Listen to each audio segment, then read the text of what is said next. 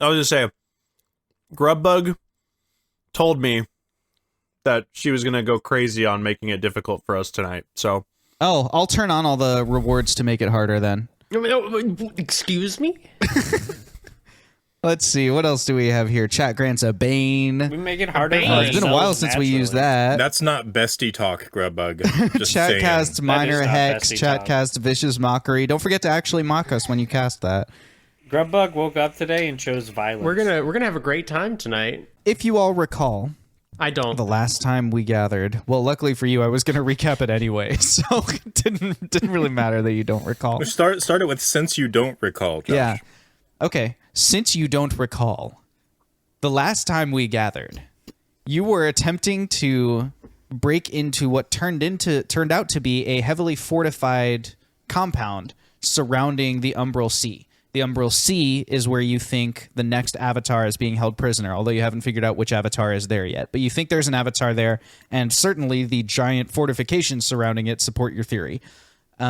You decided that in order to break in, you were going to join forces with Savage Tempest, the mercenary sniper who was there on another job, but who you bought out to basically bring to your cause. And to get in, you waited for a supply run that was going to the base in the evening. And you waited for the last of the 5 supply carts. You took out their 3 guards and replaced them with 3 of you. I believe, you can correct me if I'm wrong, but I believe it's Owlin, Zothkug, and Savage who are riding, wearing private security goons uniforms. Mm-hmm. Jebediah Peppermint has taken the Thames, the shipping driver's uniform and is driving the cart. I mean, he's holding the reins. There's Rote pulling the cart. Yep. And then Fox is hidden in the back of the cart, also dressed as a private security goon. He's just one too many for the numbers, so you stashed him in the back of the cart for now. Yep. So you are now on your way down the hill towards this compound. You're about to get your first glimpse of it. And in fact, I'll give you your first glimpse of it, and then I'm going to send Fox a little private message here to tell him what he sees inside the back of the cart there. Because he's hopped in a loaded supply cart. He's going to find some supplies. It's going to be loaded. Yeah.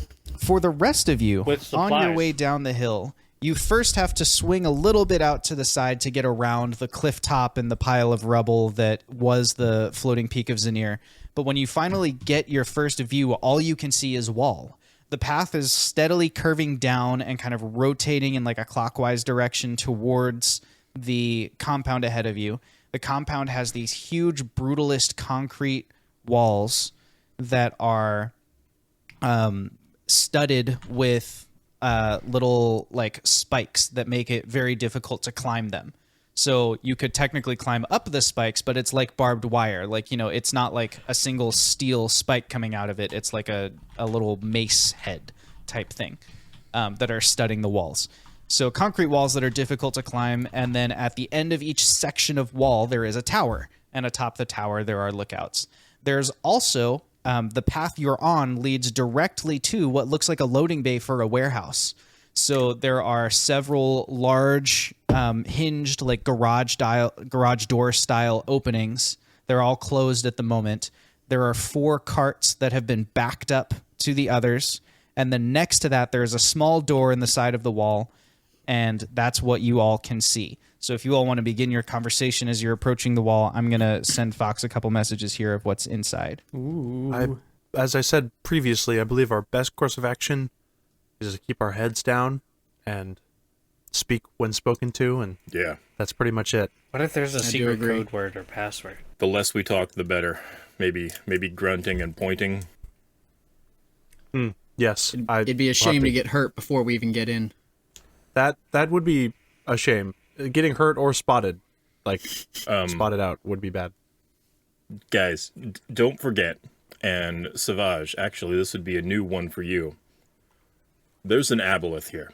So I'm not sure if I told you guys this last time, but I overheard when I was in the back of the other cart before we started ambushing. Some of them were talking about how there's grime on the ground here, and that they hated having to wear their big sturdy boots. Last time we ran into that, it's because there was a slime that permeated the ground and made everything all mucky. It was and it's generated from aboleths living in the area. They're very, very bad, Savage. They are pretty much trying to destroy everything and are the antithesis of all life. They think they're gods. They're not.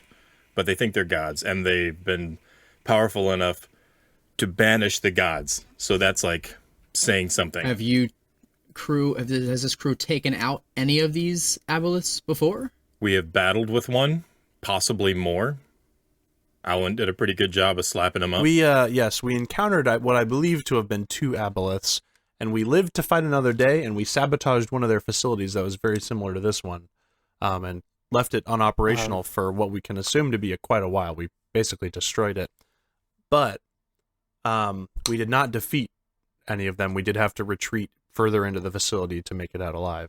May I ask, since you were the one that was in the most combat, how was their fighting style? Mental. It's almost entirely magical They have mind control powers. and psychic. It's very psychic. They also controlled a lot of submarine thralls, like these underwater, Yes. half-dead, like possessed fish sort of people things. Just stay out of the water. I mean, we're in an ocean. Ha ha ha. That's going to be nice. Also, don't drink the water. Yes. They secrete a slime that gets a mucus that gets into the water. If you drink it, you can, 1, become under their influence, and they can start to affect your minds, because that's what they do. They control people's minds. 2, you will gain a fantastical ability to breathe water, and in doing so, you will lose your normal ability to breathe air. So you kind of get stuck with them until they release you from It's a that. win-lose. and if you find someone I'm under glad their that I refilled my control, water okay, before I met you guys. Yeah, same.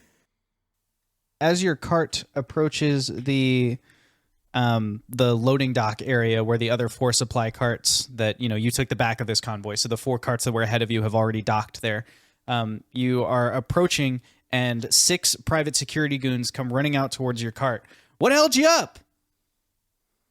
Oh hell, yeah, we ran into some brigands. They messed up one of the carts and had to pick up an extra, one of the security guys. Brigands? Where? I don't see any brigands. Yeah, Well- they're not here. They were like They back they up hit the and road. run. Yeah, Did they take anything? not out of here, but apparently they hit a cart before us, and so we were able to pick up one of the stragglers. Hey, you back there, Is he- bud? Is he hurt? Is he wounded? I think he's I think I'll okay. be fine. He's a little whiny, but I mean he'll be fine. 2 of the security guards go around back. Hey, man, you want us to take you to see a medic? They just really got me in the back of the head, but other than that, I feel fine. They're looking at your shirt, which is covered in the bloodstains from you shanking someone at shoulder height. And they're like, what? What do you mean? Roll deception at disadvantage. You should have seen the other guy. Like, he's the only survivor. I'm just saying, facts given, all right?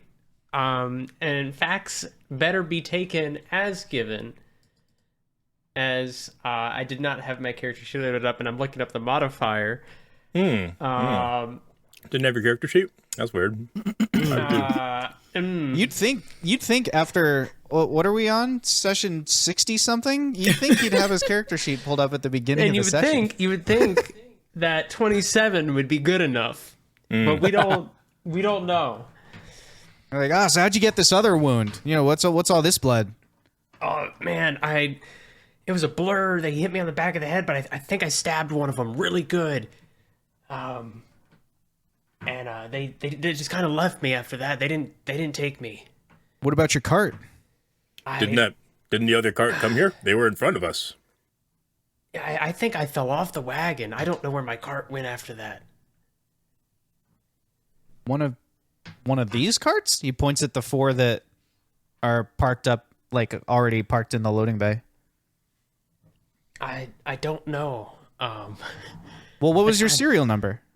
I'm gonna go ahead. Can I glance real quick, do a perception check to see if I can see anything resembling a serial number anywhere? The serial numbers are highly visible, so you can definitely see it with your roguelike eyes. Roll a stealth check to hide the fact that you're like reading another one to see what they look like. Okay, fair enough. And they're going to roll perception to try and notice. Oh wait, I'm not rolling at disadvantage. No, you're just rolling. In that case, it wouldn't have mattered anyway, because I got a 17. Wait, stealth? Sorry. Yeah, that was a stealth. 16. Okay. He says, so what was your serial number? So I was able to see it. What do they look like? give me The serial like... numbers, it's a letter and then 4 numbers. All right. L 2024. L 2024. He leans back and looks at one of the other guys and goes, "You have the manifest for tonight?" He goes, "They're inside. I'll go grab one." And he runs off towards the thing. Well, let's get you guys backed up here. And they, kind of direct you to, you kind of spin the cart around and back it up to the loading dock. Jeb, I would like you to roll animal handling to manage the rote and achieve this. I'm not good at that. Ooh. He's just a little guy. I mean, driving forwards is so much easier than driving backwards, if I'm being honest. I rolled a 5. Oof. It's like a 17-point turn, but Yeah. you like eventually you've turned past it and you have to go back again, and but eventually you get it reversed and backed up. You're like, all right, well, the night crew will unload this. We'll have it filled up for you in the morning. So if you want to wait in the the driver's lounge, you got the little hotel and everything over there for you, Mister. All And he right. looks over at Jeb. Appreciate that. What's your name there, bud? Huh? What's your name there, bud? Oh, Flip. Flip. All right, Flip. Well, you can wait just inside here. These short folk, I'm telling you, they got weird names. Yeah. You it can happens. just wait in here. We got the lounge all set up. There should be a little bit of dinner left over if the other drivers didn't beat you to it. And you'll probably need to fill out an after action report, Mr. Wounded. So let's just get you inside here, and think I the rest should- of you guys. Probably do a checkup with the medic just in case. No problem. We'll get you over to a medic. Hey, Fezzik, you take him over to the medic. And then one of the remaining guys turns to the three of you and goes, "All right, do you have duty orders for while you're here? Have you been assigned anything to do?" Not yet. I'm going to immediately step forward and say, yes, that'll be guard duty. All right, guard duty. That makes sense. Yeah. Do you know which tower you're posted in? South Tower, I believe. South Tower. Yeah, that makes sense. South Tower's been a little low on people, I think.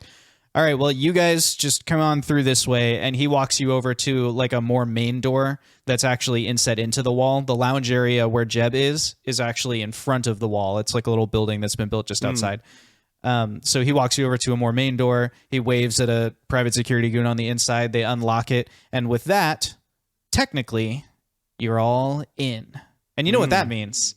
It means it's story time at the Wing Badger Tavern, and it means we will be right back.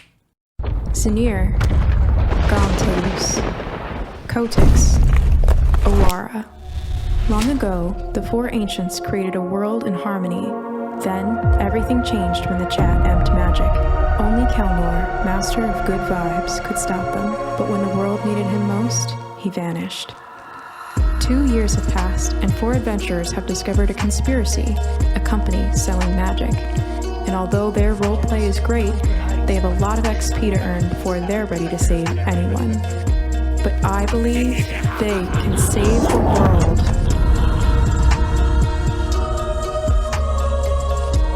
How about we meet our characters for the night? How's that sound? It sounds like an awful idea. Hey, I'm Wash. I'm playing Flip Top Happy, the Thames delivery man, and I'm super excited to not breathe water and stay alive. What's going on? My name is Sir T-Sav. I'm playing Savage Tempest. I'm a Wood Elf Ranger. I joined this crew last time. They decided to pay me a hefty amount, so I'm gonna stick with them and see what good comes out of it. Hello, I'm Jake, and I'm playing Jim Scooter, the private security goon, who is here to guard the South Tower and definitely not infiltrate and retrieve an avatar. Not doing that whatsoever. I got you. That there, the muted man in front of you, is his name's Bob. He's another guard. You know, totally not Xoth. He's an orc, and he does magic things sometimes. I don't know. He's a little vibing. He's vibing really hard right now with the muteness. You can't even see him anymore. He's like John Cena. Me, on the other hand, my name's Box. Box. My name's Box. No. The injured guard, who's now being taken to the medic and will totally not disappear on the way. Also here for not getting an adventure avatar, and is tripping over all of their words. Well, it's hard to do two people's intros. You know, like you were doing good on Bob's intro. But Bob, say hi. I like how our undercover names are Jim, Bob, Box, and Flip. All one-syllable first names. And Savage Tempest is like, yeah, I'm Savage. He's like, there's James Bond up in here. Well, yeah, now that I know we're doing things, I'll change my name when we get into it. I'll think of something when that time comes. Is the new dance craze in Urida. All right, the Jim Bob Box and Flip. That's right, like the Jim Bob Box and Flip. It's savage. Well, without further ado, let's jump back into tonight's Dungeons and Dragons adventure. And we've got 3 separate stories happening. This is always very easy as the dungeon master for me to keep the facts straight in my mind. So let's start with Fox, otherwise known as Box, being escorted to the medic's tent. So you're actually brought into the compound ahead of the other 3 private security goons because someone is personally taking you to see the medic. So you're the first one to get through the locked door. And as you walk through the door on the other side, the first thing you notice is that the ground is slippery, grimy, mucky. You have pretty poor traction. Luckily, you have 4 Guys Ventures and Vibes standard issue boots that you've actually, you've kept your boots instead of the private security goon boots because 1, your armor changes to look like anything, and 2, they're even grippier. You guys have like a deal with one of the manufacturers in Urida. Nice. So you don't have to worry as far as it being like difficult terrain for you, but it is gross and it smells bad. It's got that like benzene gasoline smell.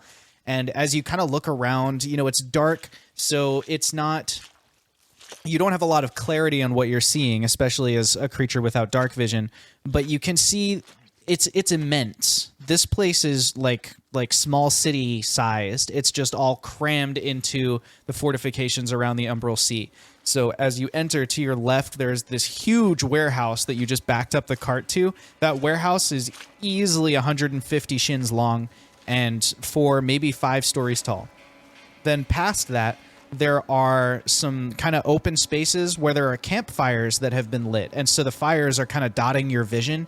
Each of the fires has a handful of people around it. This seems like maybe people who get off their shift just spend some time outside before, hitting the bunk or whatever. There is a huge storage area to your right as you kind of move around the Umbral Sea.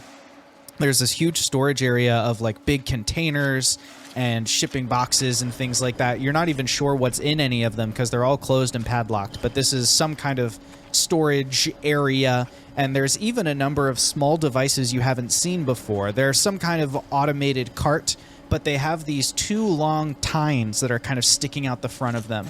And they seem to kind of raise and lower, to like lift up the different containers and take them places. So some kind of moving machine that you've not seen. I bet the people who are certified to use those are really cool. It's true. Maybe so. The sea itself to your left is just one big black mass. You can tell that it's covered by something. It's like a manufactured steel door that seems to be basically capping the Umbral Sea in its entirety. As you revolve around it in your walking path towards the medic's tent, you realize that it's actually 2 doors. So they retract away from each other, almost like the way an eyelid opens and closes.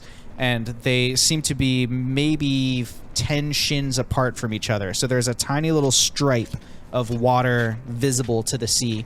And besides that, it's just the metal doors. And of course, the tiny stripe is in the middle of the 2 doors. So it's, the center of the eye. The chat has cast us something. Chat has cast a Blade Ward on Fox. So there you go. You've got that going for you now. Time to start shanking people. Yeah, no kidding. Well, really, it's just time for people to not shank you. But all of this observation comes to... You've kind of been tuning out the guards who are escorting you, and mostly they haven't had much to say anyway, but eventually you're pulled back out of your observations by the fact that you've arrived at the medic's tent. The medic's tent is, if the sea were a clock, the medic's tent is basically at like 6 o'clock, like right at the bottom of the sea. So the cliff tops are at noon, and then the medic's tent is at 6 o'clock. It's at the base of the sea here. So this would we southern end. Just walk around to the other side of the Umbral Sea? You've only covered a small part of it. So like the warehouse you came at would be at 9 o'clock on the sea. So you've covered a quarter of the circumference of the Umbral Sea. Okay. You with me? Yeah. Sorry, I had No, it's okay. Had to visualize the clock. Yeah, I saw your eyes literally spinning, and I was like, "He's working it out. The gears are moving." Wait. Sorry. Is the slit? I know this is probably not a detail that needs to be known right now, but is the slit noon 6 or 9-3? 9-3. Okay. So the doors retract towards and away from the cliff face itself. Right. Okay, so you make it to the medic's tent. It is a big, long tent that is not like, it's not poorly made, but it's clearly cheaply made. It's something that they put up because I guess they need one, not because it was a planned part of this compound when they arrived. And the private security goon who's escorting you, Fezzik, goes, "Are you able to take care of yourself from here, or do you need me to stay and help you find your way around?" Fez, thanks so much, man. Okay, I know head injuries can be disorienting. If you need any help, you can always go and see the shift supervisor just over there. And he points towards one of the buildings off in the distance. Thanks, you man. I'll grab you a drink later? Maybe. I'm on duty all night. Oh. Anyway, good luck. And he turns and walks off without you. All right. You are now standing outside the medic's tent. Are you going in? I am gonna just kind of peek my head in, just to see what's inside. You open the door. There are, bunks, sort of army medic style. There's, several sort of cots that are just in big lines on the left and right edges of the tent. And then in between those, there are 3 or 4 matrons who are walking through the tent. They're not all women, despite having the title matron. There are 2 women and 2 men who are kind of wandering around and just, seeing to people with different needs. There's someone who looks like they have a cough. They're being prescribed some medicine.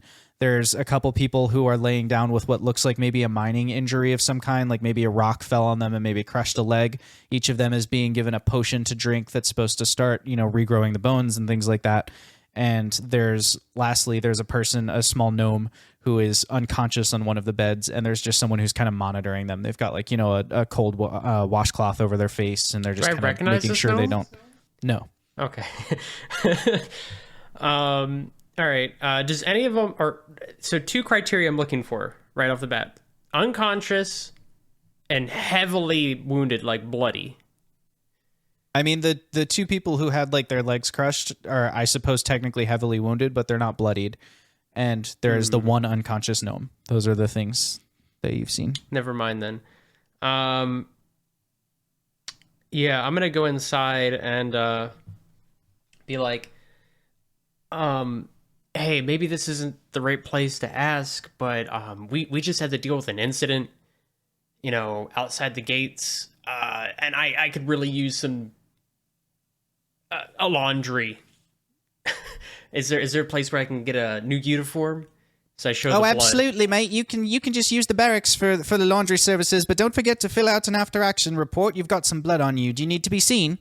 No. Trust me, I'm fine. It's the you should have seen the other guy, right? Whatever you say. The barracks are just this way, and they point outside the door, and you can see the barracks off to the side. You don't look like you've got your tag yet, so you probably haven't been assigned anywhere. That means you're probably new from one of the convoys. Yeah. Dang, another attack on a convoy. Anyway, just head over to the barracks. Laundry facilities are on the 1st floor, and you should be able to get taken care of from there. All right. Yeah. No. Thank you. Of course. And they go back about their way. You head towards the barracks. As you head towards the barracks, we now zoom out and zoom back in on the next 3 people entering through the gate. You have given the excuse, Savage, Owlin, and Zothkug, that you're assigned to South Tower. So nobody's escorting you to your work. They've just let you in. The gate's been locked behind you. And then the guard who is, in charge of opening and closing this gate walks over and just says, need to see your weapons. Just make sure you've got the right ones. Owlin will produce his greatsword, but not his scimitar of speed. Hopefully that's hidden within the folds of his whatever. Yeah, he'll pull out his greatsword and, show it. Where's the rest of your stuff? We had encountered opposition during our convoy's trip, and I lost my things. It was that they were lost on the battlefield. You managed to lose a rifle, a mace, and a cipher all on the road? Yes, they were very intent on taking things. I mean, it was a hit and run. They took what they could and ran. Without a scratch on you? You should see the other guy that is in our own party that had to go to the medic's tent. Oh, that guy came by. Okay, so what, you just let him do all the fighting? It happened to work out that way. I mean, he got more hurt than me, but I still... You understand, very well, right? Very well. How did you lose all your weapons? No, I don't understand. Roll deception. Oh, dang it. I have disadvantage simply because of the chat. Because chat's got you. Can Savage, change the subject just by handing him his weapon? Just being like, here, take mine. Here's my rifle. No, but Savage can roll to help. So you can now roll a deception as well. I got a 3. I got a do. This is the D20 die, right? Yeah. Plus whatever your deception modifier is. I got 11. Yeah. Okay. The guard looks a little confused. He goes, "Oh, so did you just redistribute? Was it just a redistribution of equipment? I thought you meant you left it on the road. If he's just got some, whatever. Yeah, just go to your shift." And he turns around and he looks oddly confused. You get the sense that something has gone very poorly for him recently. In his skill related pursuits. The three of you are left unattended in the compound. Just like Fox saw, the first thing that you notice is directly to your left is the big warehouse. At least 150 shins long, maybe even 200 shins long, 4, maybe 5 stories tall. What would the three of you like to do? Savage is going to go ahead and ask the crew what because their objective is different than his, obviously, so I'm just helping. So yeah. I'm going to... So you can just ask him. Yeah, I'm just going to ask. Let me know what you need to do. Let me know what you need me to do. We need to find our high-profile target, who is presumably probably in the most secure part of the area. In the place that Jeb mentioned that we should not be going. Is that right? Yes. I'm going to add a die to the tension pool. Alan. What do you say would be our next move? Shall we go investigate the warehouse, or shall we go to the tower like we said? Well, there's pros and cons to both, I guess. If we go to the warehouse, I think we will find out more about what's really being done here. However, if we go to the tower, we can get a better view of, okay, what are we up against as far as escaping? Do you think there's any value in splitting up? I would say, being the ranger I am, I might as well take the high ground to try and scout out anything I can. Oi, layabouts! Don't just stand around over there. Off in the distance, it seems like some sort of captain or supervisor has just noticed you standing and talking. You're on duty, right? Get moving. We'll go to the tower. And he continues about his way without interacting with you further. We're walking to the South Tower. Okay, so walking south takes you again towards 6 o'clock on the ocean. So that's taking you towards really the same area that Fox is, and you pass a lot of the same things that Fox passed. So there's the big storage area where there's a bunch of different sized containers with those weird machines. Just before that, there are some scattered fires glowing in the dusky light. Where, just maybe 4 or 5 people around each fire. They just seem like they're all kind of having a good time. There are some drinks flowing. There, kind of loud chatter and laughter coming from that direction. Each of the sort of turns in the wall is marked by a tower, and eventually you come to the South Tower.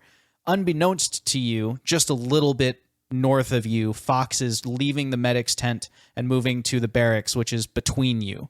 So to draw this out, at 6 o'clock on the ocean, there's a medic's tent, and then beneath that, there's the barracks, and then beneath that is the wall and the tower that you're approaching.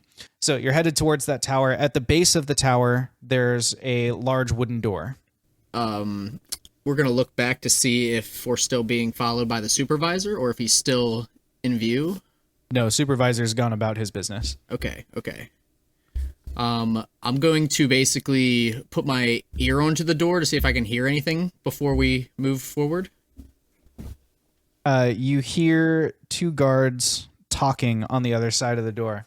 Man, where's our freaking relief shift? I hate being up late. I hate being in this grime. I just don't like it here. I want to go back to the West. Yeah, but you know, in the West, there's all that. I mean, they're fighting right now, right? Like they've already started the military action out there, and there's like some fierce resistance. I heard there's this merfolk band that's just like really holding. I would not want to be fighting them. I'd prefer to be at an enclosed sea than out there.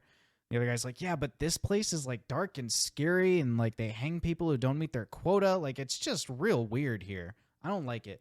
They sound like they're not facing the door. Alan.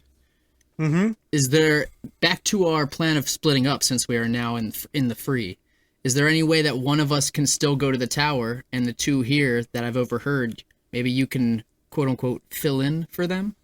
Yes, I mean it would make sense if this is about time for the shift to change. Well, with the both of you going in there, I'll proceed up to the south tower and continue looking out, and then shortly I will come back down to share what I have found. That sounds great to me. Perfect.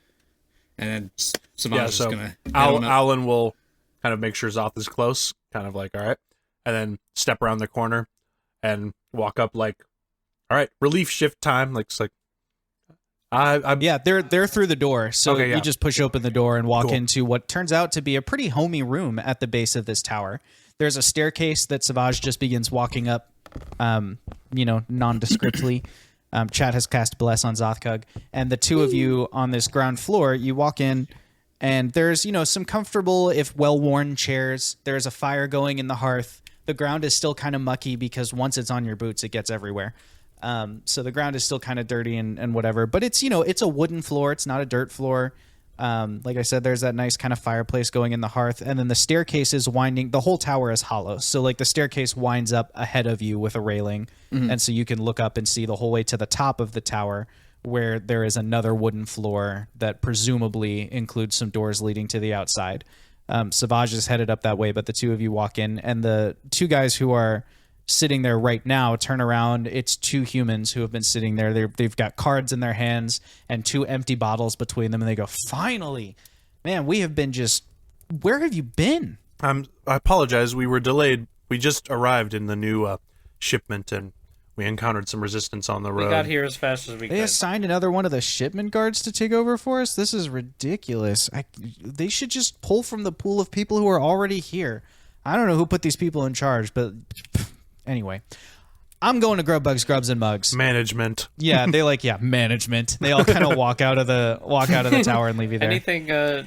Anything of note about the shift? Anything we need What to the know heck about? are we going to see from down here? The windows to the outside still show us a dimly lit, muddy minefield, but nobody is going to cross because nobody comes here because it's an abandoned ocean. Just following protocol. They didn't tell us about any mines. What minefield? And he points out the window. All that mud and swamp and not much grass because it's dark, so grass doesn't grow very much. That's minefield. So I guess don't drive over it. Something about some whatever bandits or something who travel around in like a fancy car. Interesting. Yeah, weird. Have you seen them? I mean, we've got posters of them and stuff, but like, no, nobody's gonna come here. I mean, look at this place. Who's gonna come and storm this place? Yeah, it's depressing. Yeah. Pretty dumb if Yeah, they do. would be. Alan didn't laugh. That was Jacob laughing. Well, anyway, we're gonna go grab some drinks, have fun with the graveyard shift, and they walk out of the room and leave you. Do they leave the cards? No, they take their cards with them. Alan will sit down and Xoth will sit down too. yeah, and kind of like lean over to Xoth and try to like kind of keep his voice low, but be like, Yep. I guess if we're the only shift here, by the time Savage comes down, it shouldn't be too much of a challenge to try to move on to the warehouse. I don't think if we're the new shift. Does that make sense? Yeah, that makes sense. We could also just go up. That's fair, but also if someone enters the tower, we don't want to tip. Like if we're still in the tower, we don't want to tip someone off that something's wrong. That's true. Savage seems pretty motivated by coin, and we've given him a lot. Yeah. Or we're going to give him a lot. So I trust him up there, at least for right now. Oh yeah, me too. It was just more out of my own curiosity. Fair. Also, good to know about that minefield now. We cut over to Jebediah Peppermint masquerading as Flip Top. Oh, I forgot the end of it. What is it? I don't remember. It's top something. Okay, well, he's Flip now. Masquerading as Flip. He pushes open the small wooden door in the kind of outbuilding that's been constructed for the driver's lounge. You push it open. There are 4 other Thames drivers there. They look up at you and they go, "Who are you? Oh, yeah. Where's Ricky?" Huh? Didn't you just come in here in that last cart? The late one? Yeah.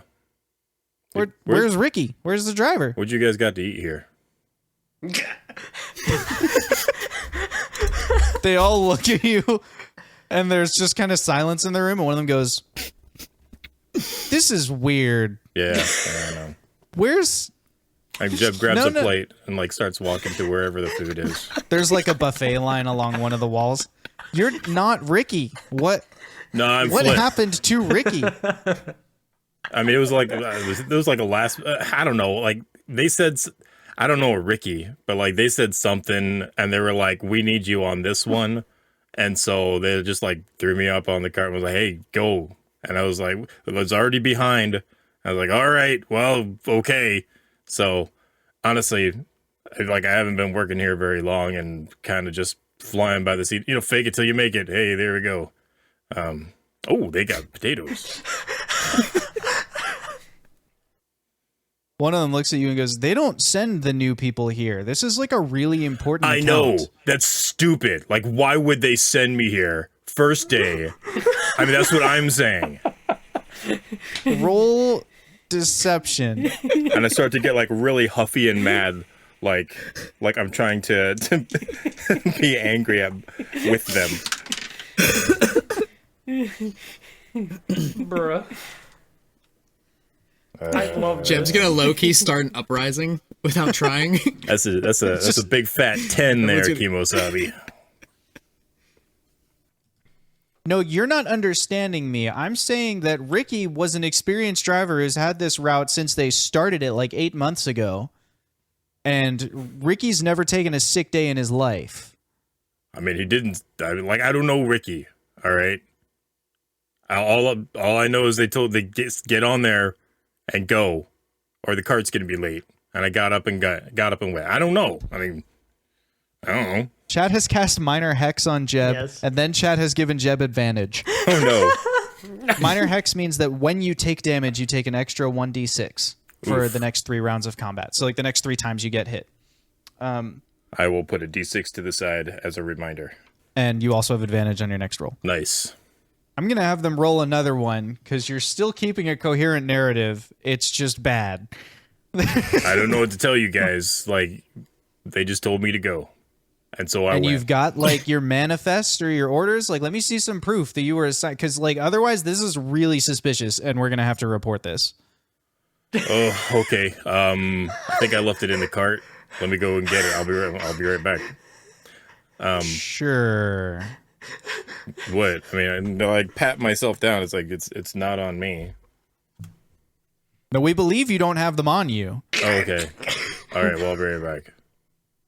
Okay. All right. You head back outside. I put my None of potatoes them down follows you. gingerly. I'm Okay. just like, Yeah. okay. I guess I'll not eat. Yeah, Jeez. you leave your potatoes. You go outside. None of them follow you, so Okay. you're outside, and they haven't followed you there. All right, I'm gonna grumble my way back to the cart, muttering about potatoes and manifests and One of the goons by the front of the warehouse, walks up and puts an arm around and goes, "Oh, where are you going there, Speedy? We haven't even unloaded yet." Yeah, I forgot my manifest. I need it. Oh, you're just going in there. All right. Yeah, I just head back to we the obviously can't, we can't let you in the back. Obviously, it's sensitive material. But yeah, you can get whatever you need from the front. Yeah, that's cool. That's cool. Yeah. So you head into the cart, I assume. Yeah. What's the environment around here? Like, it's dark, I'm presuming. Is it like cold? What's the weather kind of like? Yeah. So it's cold because it's in the darks. The weather patterns right now. It's the end of summer, beginning of fall. So in general, it is a fairly nice summer's evening. But where you are is dark most of the day, so a lot of that sunlight doesn't reach it. So it's a little crispier than you would expect in the evening at the moment. It's probably, to put it in like our terms, it's probably like 50s Fahrenheit temperature-wise. And the environment around you, so there's that sort of worn track that you took to get down here. You are on the east side of the ocean. North of you is a cliff face. So the wall just leads up to a cliff face where it connects. The wall is built into the side of the cliff. And at the top of the cliff face, you can see way up there, 200 shins, 300 shins, maybe more. It's hard to tell in the dark and from this far away. It's pretty tall, though. Way up there is some kind of gatehouse-looking building with a weird structure next to it. Some kind of construct-looking thing is anchored to the ground there, and it's a little bit shiny. It kind of catches the moonlight when the very tiny amount of moonlight that even makes it down here. The warehouse in front of you is built as part of the wall, so it's all concrete construction, and then there's just the garage doors that open up to back the carts up to. The ground besides that is like it's natural ground, so it's kind of packed dirt. It's a little muddy because of all the grime and stuff around this facility, but it's just dirt, maybe some sporadic grass in there, and that's what the area is like. What could you elaborate a little bit more? Like, as I'm walking to the cart, that structure up top that caught the moonlight. Could you elaborate a little bit more on that? What do I see as I'm like walking past? I could elaborate with a perception check. Let's do that. Could be persuaded. That's a lot better. Persuaded to perceive. Yeah. And actually, I have advantage, so I have to put that on this one. Yeah, 13. 13. You see the device up there looks it's person sized, so like a person stands in it and then can move it around. And it looks like a large dish of some kind. To intuit what it does, you would probably need an artificer's assistance, but you're pretty confident that it runs on a hot wire. Like it's that kind of so there are structure. hot wires here. It has that kind of similarity to all the stuff you saw in Tumbleweb. Okay. And you're pretty sure that whatever it is not meant to be moved. Like it looks heavy. Not meant to be picked up and put down somewhere else, I should say. Yeah. It spins in its base. And about how far up was it? It's at the top of the cliff. So however tall the cliff is, it's that tall. Well, if you had to estimate it in a number of shins, about how far up do you think it would be? About 1,000 shins up. Okay, that's a ways away. Okay. Now again, the cliffs naturally slope down to join the track that your cart was on. Remember, your cart started up there and sort of came down around the cliff. So you could go back up the track a ways and then up onto the cliff. You would need to like scale it. Okay. But I would be in plain sight because it's like barren down here. I would just be like walking back up the cliff, I guess. Yeah, you'd be like a weirdo wandering up. Yeah. I mean, plain sight is relative in that it's very dark, but you have no idea who has dark vision and who doesn't have dark vision. So would it be considered dim light or darkness? It's dim light. Dim light. Okay. There's little tiny amounts of moonlight that are kind of bouncing around down here. I'm outside of the wall, but I imagine there's like poles with the hotlines running to and from buildings and stuff for certain things. Is there any of that outside? Not outside the wall. Okay. All right. Well, I'm going to climb up into the front of the cart and the manifest's right there on the dash. When I flip through it, does what's it look like? Is it written on parchment? Is it on superior paper? It's on a roll of. Is it on ink? It's on a roll of parchment. It's written in some kind of ink, probably quill, and the manifest just says sensitive materials X10, and then underneath it says driver Ricky something, and it's got a signature underneath it. Ricky. All right. I want to see if I can try and make it. See if I can. Oh man. Does the script look official, or does it look like it was written in somebody's handwriting? It's like handwritten. The names are handwritten. The rest of it is official looking. This seems like a document that they maybe have a template that they reuse. Yeah. I'm not sure how I'm gonna adjust this. Jeb just like pens over Ricky and just like makes it look like Flip, and then maybe like scratches out the Y. Okay. I could do that, but that's really expensive. Urgh. Okay. I guess. Okay, I'm gonna do it.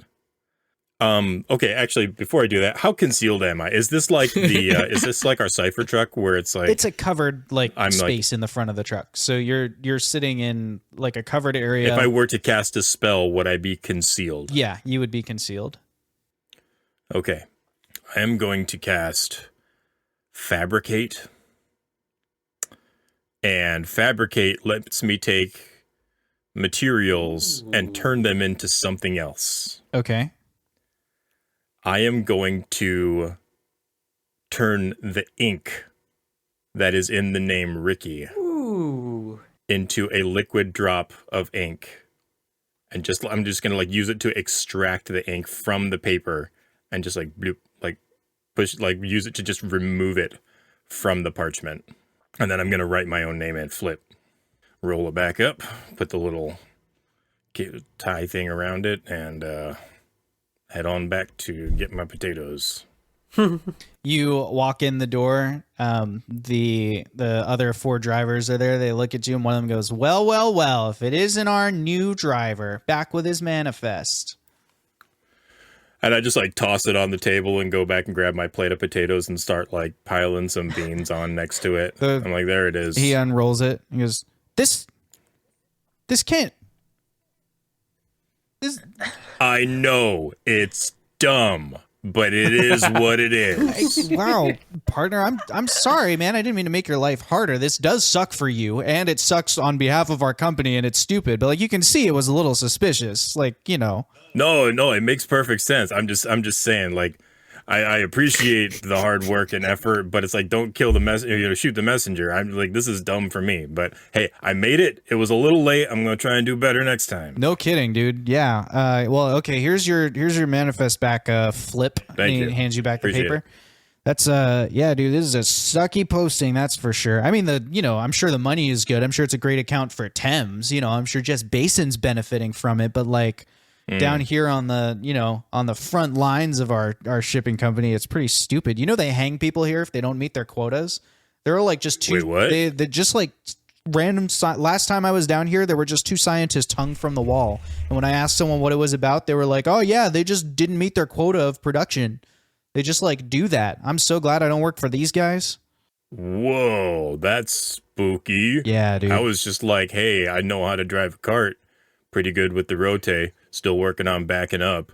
And they were like, oh, we need you to go. And I was like, okay. Well, I mean, they shouldn't But hang people are us. dying in here? Yeah, just like, the actual people who work here. I don't even know what their company's called. World Company something, Oof. Bright something.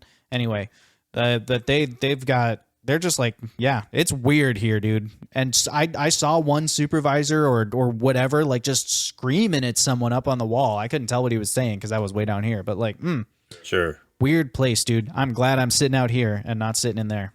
Yeah, so they don't make us like go in there to check the cargo or anything like that? Oh, we'll have to go in to inspect once it's been loaded just to make sure, everything's secure for the drive back because you don't want an unbalanced load in your cart or anything. That's fair. But they'll be, they'll have someone escorting you and they'll make sure you don't look at anything else as if we ever wanted to look at anything else in this disgusting For real. place. But yeah, so, we'll go in and get a chance to just make sure everything is secure from the back before they close up the loading docks, and then they'll walk us back out through the gate, and that's how we leave in the morning. If you need to catch some shut-eye, there's some cots on the second floor of this building, so you're welcome to just rest up there. That's what How long does it take for them to like load up the cart to get out of here? Like, how much time do I have? I mean, it's going to be all night because it's a graveyard shift unloading, and if there's one thing graveyard shifts like to do, it's slack off, so... Here we Unless are. they don't want to meet their quota. Clearly. Well, yeah, I guess maybe that helps around here. I don't know. It's a good point. Sheesh. Yeah. Okay. Well, I mean, if I've got time, and I'm gonna just like plop my little my tin tray down next to them with my potatoes and my beans on it, and I'm just gonna like shoot the breeze with them a little bit. See if I can scrounge up some like rumors of like what might be going on in there, or like what they've heard. Because if they've done multiple trips here, maybe they've heard and seen other things. In particular, I'm interested in where the hotlines are going. Okay. Like Jeb is starting to formulate this plan in his head of the avatar is somewhere. They're using it to generate power. That's probably pulling that to like there's got to be stuff pointing to where the avatar is. Gotcha. And he's trying to like focus on that. Cool. We'll jump from there back to Fox, who has headed to the barracks ostensibly to launder his bloodstained uniform as a private security goon that he totally is and has and needs to launder. Oh, yeah. So Fox, Yep. you are headed to the barracks. Jeb, you'll get a DM from me with rumors that you overhear. So Fox, you're headed over to the barracks. Are you doing anything on the way, or are you literally going to the barracks to do your laundry? I wasn't sure if that was a pretense. I mean, I'm kind of going to saunter my way over to the barracks, but if I see an unsupervised uniform on the way, I might take a detour. Okay. Box of fresh uniforms maybe came in with the last shipment. Yeah, so you walk into the barracks and there it's not a box of fresh uniforms, but they're next to the laundry, the basin where the wash basin where they're doing all the cleaning is the pile of dry clean laundry. If you were just going to grab another set of, private security goon uniform and put yours in the dirty pile, like you could just, I guess yoink that if you wanted. Is there anybody else in the room? Yes, there are 3 other people in the room. The downstairs area of the barracks, it turns out, is just sort of like a large common room area. So the wash basin's off to one side of it. There are some tables in the middle where people are like kind of lounging, doing their thing. There is 2 doors that are like a double door, I should say, that's in the center of one wall that leads to like a mess hall cafeteria area. And there is a staircase off to the side that leads up probably to the bunks. I'm going to go ahead and just be like, so I need a new uniform and everything. I'm just going to, as I'm saying that, pick up a clean uniform. Thanks for all the hard work you guys do. I'll drop off this dirty uniform. I'll catch you guys later. And just walk out. Head up to the bunks to go change. Cool. Yep, you head upstairs. The bunks are all like, it's dorm style bunks. So there's like, lines of bunks along the walls. Each one has a little chest at the foot of the bunk. You find a little private area where you can change. That's fine. There are 5 stories. You get the impression that this room, this bunk area could probably sleep 500 or 600 people in total. It's a pretty huge barracks. That's a big bunk room. It is a big bunk room. Not just this room, like the whole building. The barracks building. Sleeps 500 or 600 people. Okay, that's. I was imagining like just an entire arena-sized room, just bunks. Yeah.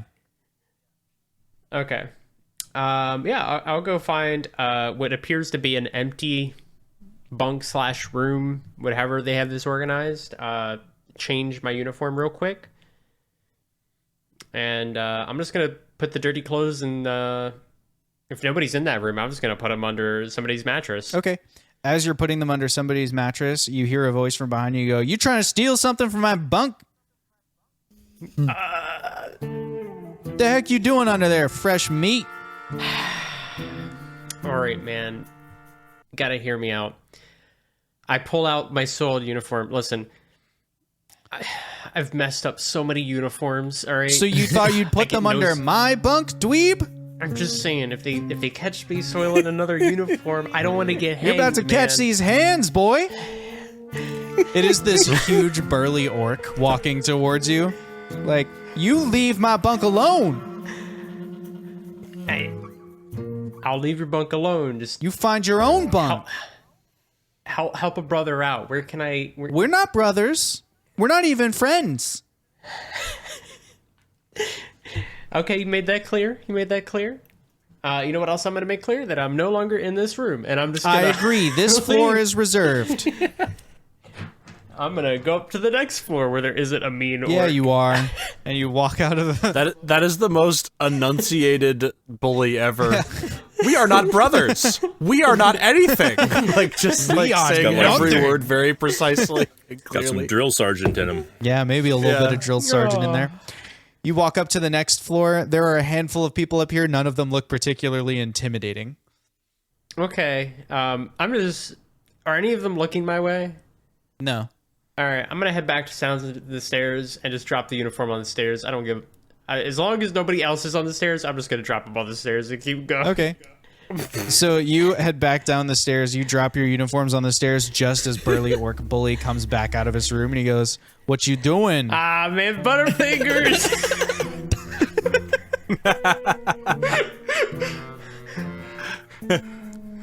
So you're telling me that you weren't even bothered to just go to your own area to put your own dirty clothes around? No, man, I just dropped him. I'm looking for my. So he's dirty and he's lazy. What are you even doing here? I ask myself that question every day. I'm gonna go now. You try to go, but he's still standing in front of you on the, like, he's just not budging. You know, he takes up the whole stairway. You right. I'm upstairs. I'm gonna go upstairs.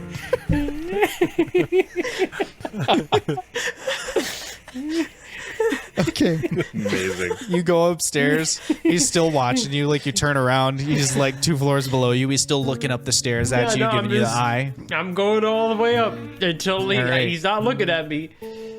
Or until Eventually, you hear his heavy footsteps dunk, dunk, dunk, down the stairs as he leaves. All right, you know what? Since I'm up here, is there roof access? Yes, there's roof access, and it's not locked. It's just a door that says roof. All right, I'm gonna head up on the. There's no warning sign or anything like prosecutors will be hanged or nothing. No, it Okay. just says roof access. I'm gonna go on the roof then. I love the idea of prosecutors will be hanged. Not violators will be prosecuted, or violators will be hanged. The prosecutors, you're going to violate, but then they're going to prosecute, but then those prosecutors, they're going to be hanged.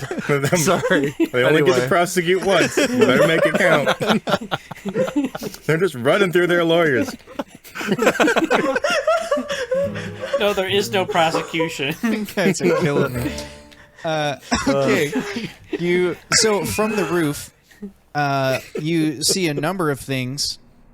The first thing that you can see is looking north of you again. You can see the medic's tent is, in front of you, obviously much lower to the ground. You're 5 stories up now. Right.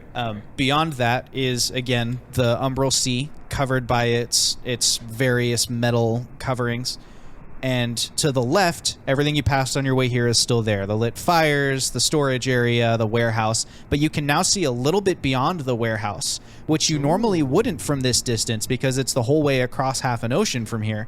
Well, half a sea. It's smaller than an ocean. But there's something glowing over there. There are several of the barrels that you saw while you were in the back of the supply cart are over there in the corner, like up against the cliff, basically. So like the northeast corner, 11 o'clock on our clock diagram. There's a bunch of them stacked on top of each other, next to each other in like a huge grid pattern. And they're glowing like a bright yellow. And the yellow is like just very slightly changing, like a little bit of a pulse or something inside of them. And in the glow, you can see just the very beginnings of a bunch of hotlines that are stretching up the cliff wall. And you can also see some that stretch into the ground. The ones that go into the ground, like, they don't have any indication of what direction they go. It's straight down is what you see. And then when they hit the ground, they maybe turn, maybe don't. To your right, like, you can also see towards the other end of the area. Or of the fortification, and it's a mirror of the first side. So there's a big storage area, there are some lit fires, there's another warehouse on the other edge, the west edge, and there's like beyond the warehouse, there's another big pile of those kind of glowing things. You can also see some more of those machines with the tines sticking out the front that are lifting the glowing barrels and kind of wheeling them over towards the warehouses. The other thing that you see from here that you could not see before is that attached to the wall, like kind of jutting out of the wall, are some more buildings beyond the warehouses. You don't know what they do because they're dark from here, but they're between the warehouses and those barrels that are being stored up against the cliff face. So there's some other kind of building with some other kind of purpose over there. Okay. Make a perception check, because there are a handful of really... In fact, never mind, because there's someone who's got a better vantage point than you. While you're standing on the roof, Savage Tempest is standing on top of the South Tower. Savage Tempest, make a perception check. Let's see what you see. You see Fox. Shoot him. Well, Fox, you lucked out because chat gave you disadvantage on your next skill I roll. got 14. Ooh. An early present for Fox, I say. A 14, great. So you arrive at the top of the wall, or the top of the South Tower, I should say, and the top of the wall has railings the whole way around, so you can't like easily fall off, but there's also no crenellations. Like, there's nothing to take cover behind. The wall is just supposed to be tall enough that no one's going to hit you with an arrow up here. Looking outwards, away from the compound, you can see like sort of a cleared area, like all the trees, the shrubs, the whatever have been cleared from a large field that ranges around the compound in every direction up against the cliff and everything. So it's kind of just muddy and grassy and whatever. You can't really see many of the details of what's down there from this high up on the wall, but there's something's going on out there. The wall itself connects to the cliff in such a way that the wall is actually even with the cliff at that height. So the wall is about 1,000 shins high in total. And it kind of stretches around to the cliff. You can see atop the other towers, there are groups of 3 private security goons who are mostly like sitting on chairs, and there are little folding chairs on top of the tower with you as well. But they're like sitting on chairs and talking, and every now and then one of them stands up and like looks out into the distance, and another one will look into the compound to make sure everything looks good over there. But they're not doing much, and they clearly don't seem to be like their suspicions have not been aroused. They're chilling. But there are groups of 3 who are on top of the towers, except yours, which is empty. It's just you who's up there right now. Looking into the compound, everything I've described to Fox, you can see. So you can see those other buildings, the campfires, all that stuff. But you can also see, with your perception check, there are 2 small structures right next to the Umbral Sea at about 2, 3, 4, 5, like 4:30 and 7:30 on the clock. And those 2 structures, they're very low to the ground, and it almost looks like a corrugated metal roof over a very small grate of some kind, like a sewer grate or something like that. Or maybe some kind of small tunnel, or I don't know, something. There's something there. And then you can also see that on the closest building to the cliff, on either side, the closest building to the cliff, so it's one of these ones we don't know what they do yet, those closest buildings have little cages outside, and there's like a small machine in it, and you actually, as you're watching it, you see someone who's wearing like a medal or some kind of important rank uniform, walks up to it, turns a key, steps inside, pulls a lever, and descends into the ground in some kind of weird machine you've never seen before. And those are the details you can see from where you are. Awesome. Real quick, this is one question I had earlier. When that one guard checked our weapons, did he take them or just check No, them? he was just checking that you had them. Okay, good, okay. I guess at this point, Savage is gonna look around. Is there anything else to see if there's anything else he needs to find? Can I look down at the warehouse and I want to see how many guards are possibly in front of the warehouse? Sure. Make another perception check for me. Let's see how many guards are around. That would be math. 18. You aren't able to count every guard to the number, but you're able to work out their patterns. There's a shift change every 30 minutes where it seems like basically there's a guard who's walking around the outside, and then he goes inside to cover something, and someone else walks up to the outside. So every 30 minutes, a new guard is at the outside of the building and beginning a lap, while the previous guard has gone inside. Uh-huh. You aren't able to figure out how quickly or on what speed they leave again. So you're not sure how many guards are in the warehouse at any one time. But there's only one guard that you can see who's walking around the outside, and it's a full loop every 30 minutes. So it should be easy enough to sneak past as long as you don't raise an alarm. The other thing that you notice with your 18 is that up on the cliff face, there are 4 structures that have been spread evenly across the full length of the cliff face. They're like heavy constructs of some kind. You're not totally sure what they do, but each one has a small house next to it, big enough for one person. So whatever they are, they're probably related to the guards or the watch or something like that. Do they look weaponized? Not that you can see, but it's hard to tell from this distance. They're literally as far away from you as a thing can be because they're on the north side of the ocean. So, Gotcha. Well, Savage is gonna go ahead and take one more 360, and then he's gonna head on down the steps to go and give the knowledge that he's gained with Xoth and Alan. okay. He heads down the stairs. Zothkug and Owlin, he rejoins you. So, anyways, that's why I, always play rock during rock, paper, scissors.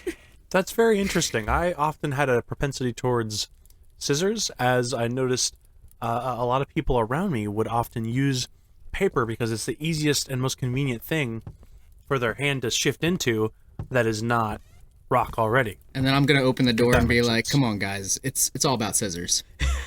Okay. And there we go, back to my argument. I'm going to share all the knowledge I just gained from looking around. It looks like that maybe one of us can almost the guard that follows around the warehouse. It almost seems that one of us could take him out and take his place and be able to. Sounds like a job for you. Yes, I would say so. I am not particularly stealthy nor particularly good at taking people out. What I'm particularly intrigued in, however, is, and then Alan will kind of turn towards Zothkug, is that area that seems to be kind of obscured from vision where all the hotlines are going to. To me, that would make the most sense as to where the person that we're heading for is. Mm-hmm. Yeah. Also, just so you know, that area right there outside is a minefield. Oh. I believe, from what I could tell, it's a metaphorical minefield. Like, I think they were just calling it a minefield in the way of, it's really mucky and gross out there. When I tried to prompt them further, they didn't specifically say, yep, there are mines. Mm-hmm. I don't know. Well, I was kind of said intrigued. don't by that. go. it could don't also go be out there. a spot where it's an open area. Am I right? Am I right here? Okay. I believe. Yeah. I want us to pause for just a moment here because as the DM, I don't want Alan to take the wrong information because he misremembered what I said. Oh. When you asked what was It out there, literally they is a literally minefield? pointed at it and went, "That's a minefield." Okay. Pointed out there and said, "All that minefield. That's the minefield." So I want to make sure that we're not drawing incorrect conclusions here. That it's a Actual literal bombs. minefield. Since it's not, let's just walk, guys. Actual cannibal Shia LaBeouf. Okay. Okay. Unpause. I'll Alan's cast like- fly. Actually, come to think of it, I don't think they were talking about metaphorical mines. I don't even No. know what I meant by that. They were not. But as long as we avoid the minefield, I think for at least Xoth and I know obviously we gave you some coin to help us get there.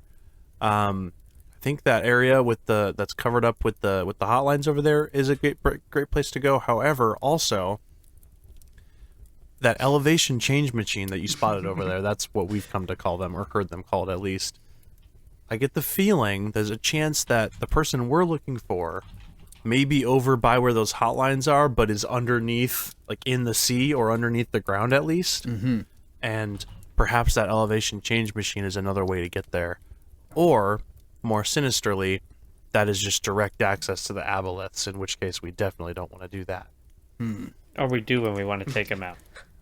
We do not have the strength to do that at this moment. I would say fighting. Probably If not. we could not fight, the least amount of fighting we could do would be the better. Yeah, I would agree. I'm just saying, The if it comes to that. I would say one of our plans here, one thing we have to keep in mind is the fact that we need to keep this tower and or this room occupied, or else it may raise suspicion. that no one is on duty.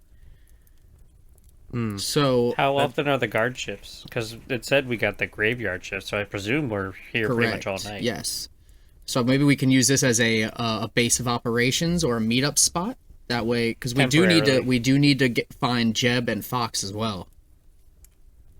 Well, Jeb Yes, is in that's that fair. like other staging area for the drivers specifically. I have no idea where Fox went. Well, Xoth, I believe if you have and then Alan will kind of like look at Savage and kind of be like, he knows kind of already. If you have a piece and Jeb has a piece, you should be able to cast message or sending Oh, I can. to communicate with him. I can do both of them. Oh, that's Well, then I'm just saying that he should be able to receive it since he has a piece. So Well- I would maybe communicate some of this to him. It's unclear. I can try, but it's technically two different weaves, so I don't know if it'll still work across. You could roll Arcana to try and get the answer from the DM. Okay, I will. I will roll Arcana to know if sending will work across these two weaves that are. I don't know if they're connected or not. With a not good roll of an 8. You are uncertain. Well, I guess I could try. I think it's worth a try. I am going to try to cast sending to Jeb, and I will say, we are in South Tower. It is all clear. Temporary base of operations. Where are you? And then send. Jeb, you hear nothing. Do I know if Jeb received it or not? You can tell that he didn't receive it because he didn't reply. Okay. It did not work. That is much too bad. Much too bad. I would say the next part, because we know now that we need to try and investigate the secret opening. So that should be one thing that we do together. Well, If if we we're- can stay here, if you want to go and try and find Jeb or take that warehouse spot. That's what I think. I think I may try to find Jeb and get my eyes on Fox. Maybe relay the message to both of them to meet up with you before I go to the warehouse, in case Okay. things go sideways in there. That way, you We will guys be are already here grouped up. To keep our cover. That makes sense. I will go up on the roof then as well. Do you want me Like, to stay down here, Alan? Yeah, that way if someone enters right away, they aren't immediately off put, and then also the other guards on top of the other towers are always seeing someone on top of our tower. It doesn't, raise suspicion. As Savage exits and Alan climbs the stairs, we cut over to Jebediah Peppermint, who's been just shooting the breeze with the other drivers. Jeb, one of the drivers, is saying to you, so that's why I told him you can't put 14-inch round tires on square tire carts. Sometimes you just need the square tires. That's what you need sometimes. It's just the right thing to drive. I know you're new, but I'm telling you, there's going to be a time you're going to be like, I wish I had the square tires. I take your word for it. Well, gentlemen, it's been and lady, it's been fabulous. I'm going to catch some shut eye. I appreciate it. Y'all be good. All right, you do that. I'm going to gonna- have some more food. And they get up to get more potatoes. I'm gonna head upstairs to the bunk room. You are the only one in the bunk room. Are there windows? Yes, there are windows looking towards the carts and looking away from the carts, north and south. I'm gonna poke my head out the window and kind of look around and see if I can see the south tower from where I'm at. You can't see into the compound from where you are. So the south tower doesn't poke up over the top of the compound. I mean, it would, but you're on the left. You're 9 o'clock. What is that? That's west. I think I've been Okay, saying it was east okay. this entire time, but it's west. I mean, I wasn't That's how gonna say directions No worries. anything, but Yeah. East is we're west. You're at traveling nine. east into it, Yeah. so that makes sense. Yeah, you're at 9 on the tower. Okay, do I see the west tower? Yes. How far away is it? A little ways further. An easy walk. 2 minutes walk. In the distance of shins for the sake of casting a spell, do you know about how 250. far away it would be? 150 feet. 250. 250 feet. 250 feet. Okay, even worse. All right. Do I see any guards up in there? Not from down here, you don't. It's, you're right against the wall, so you're seeing concrete the whole way up. Okay. I'm going to take maybe a minute or two and just kind of like fan out casting message to Fox. I'm going to like point it this way and say, "Hey Fox, are you there?" I'm going to wait a second. "Hey Fox, are you there? Hey Fox, are you there?" And just see if I can like catch him. Do I He get any never of these? replies. No, Okay. you don't. No replies. Okay. Fox is also down by South Tower. Oh, okay. Well, I need to get somewhere in there.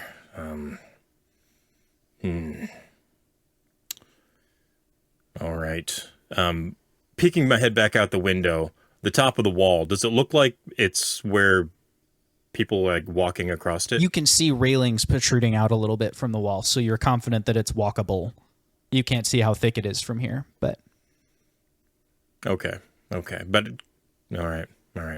So my idea, I'm thinking to myself that I'm either going to teleport on the other side, which is potentially bad news bears, or I could fly out there. And as I'm thinking about flying, I'm looking up, there's like the sky, but it's like the walls are way high. I might be obscured. People might not be able to see me. You could hug the wall, like try to stay. Yeah, that's kind of what I was thinking. Like you're flying, but you're kind of like staying close, so that like someone would still have to like look down in order to see you. Like looks directly down. If I look towards like the southeast, like along the edge of the wall, like I presume it like curves off into the distance, or does it hit the cliff face? it hits the cliff face. Like it runs into the cliff face. Okay, so eventually I'm gonna have to like get up over the wall, or at least over the cliff. It's hard to see from Well. here exactly, but you think from this vantage point looking over the carts, there might be something built into the wall up there near the cliff face. Okay. All right. Well, there's no sense sitting in here and taking a nap and eating potatoes. That's not going to do us any good. I'm going to use a charge from the amethyst lodestone to cast fly on myself. Okay. Oh. And Wow. Wow. and then I'm just going to like slide the window up, or like move the shutters out, kind of peek my head out and cast it against myself.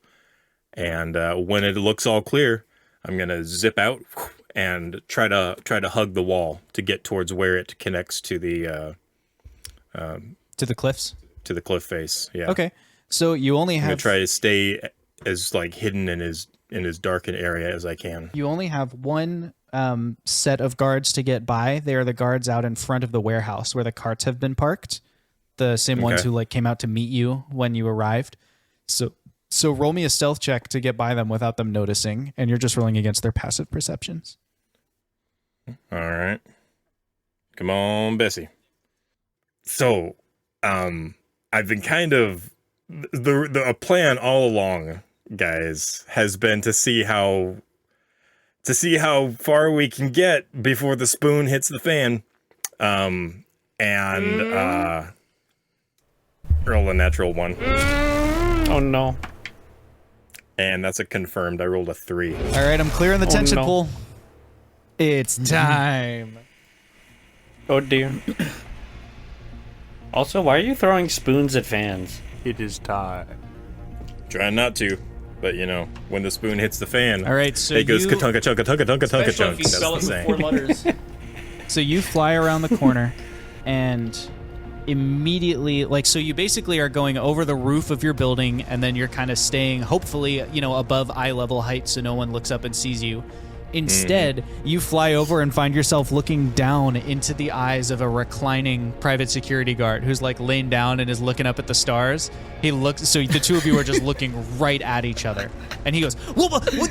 And like points up at you, and the other two guards who are on watch with him look up and go, what are you doing up there? And one of them's like, that's magic. He's using a cipher. And they like immediately, one of them raises a whistle to his lips and blows it. And when he blows this whistle, the alert level in the nearby area goes up a little bit. And what that means is several things happen. The first thing is that the door to the windows of the lounge area for the drivers, bars spring up over them so that no one can get in and out to protect the drivers. The next thing that you see is several security goons running towards the door from inside. You can hear them, not see them, but you can hear a lot of footsteps running towards the door that your friends went in. And the final thing that you see, and the most concerning one, is that up on the cliff face, the leftmost structure, the one closest to you that you can see, someone, a little dark figure, gets out of their building and gets into that structure and pulls a lever or something, and it illuminates a huge beam of light that shines down right on you. And they now have you in a spotlight that's kind of tracking you as you fly. And you can roll dex to avoid them with your flight, to try and shake the light. But that's otherwise, they are now tracking your location with the light and kind of watching you. And below you hear someone again yelling, come on down here, man. We got you spotted. You're going to have to come down here and explain yourself. We cut over to Savage Tempest, who steps outside of the building to go looking for Fox, and instead sees a small commotion happening over towards the west door where you came in. And in fact, one of those structures on top of the cliff, a light has just illuminated and is shining down.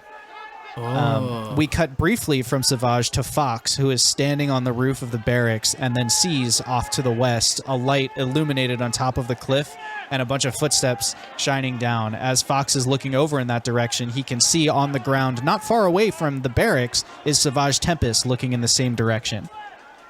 That awkward moment when you're doing like great stealth, grade A, and you just hear the alarm go off on the other side, and you know who it is.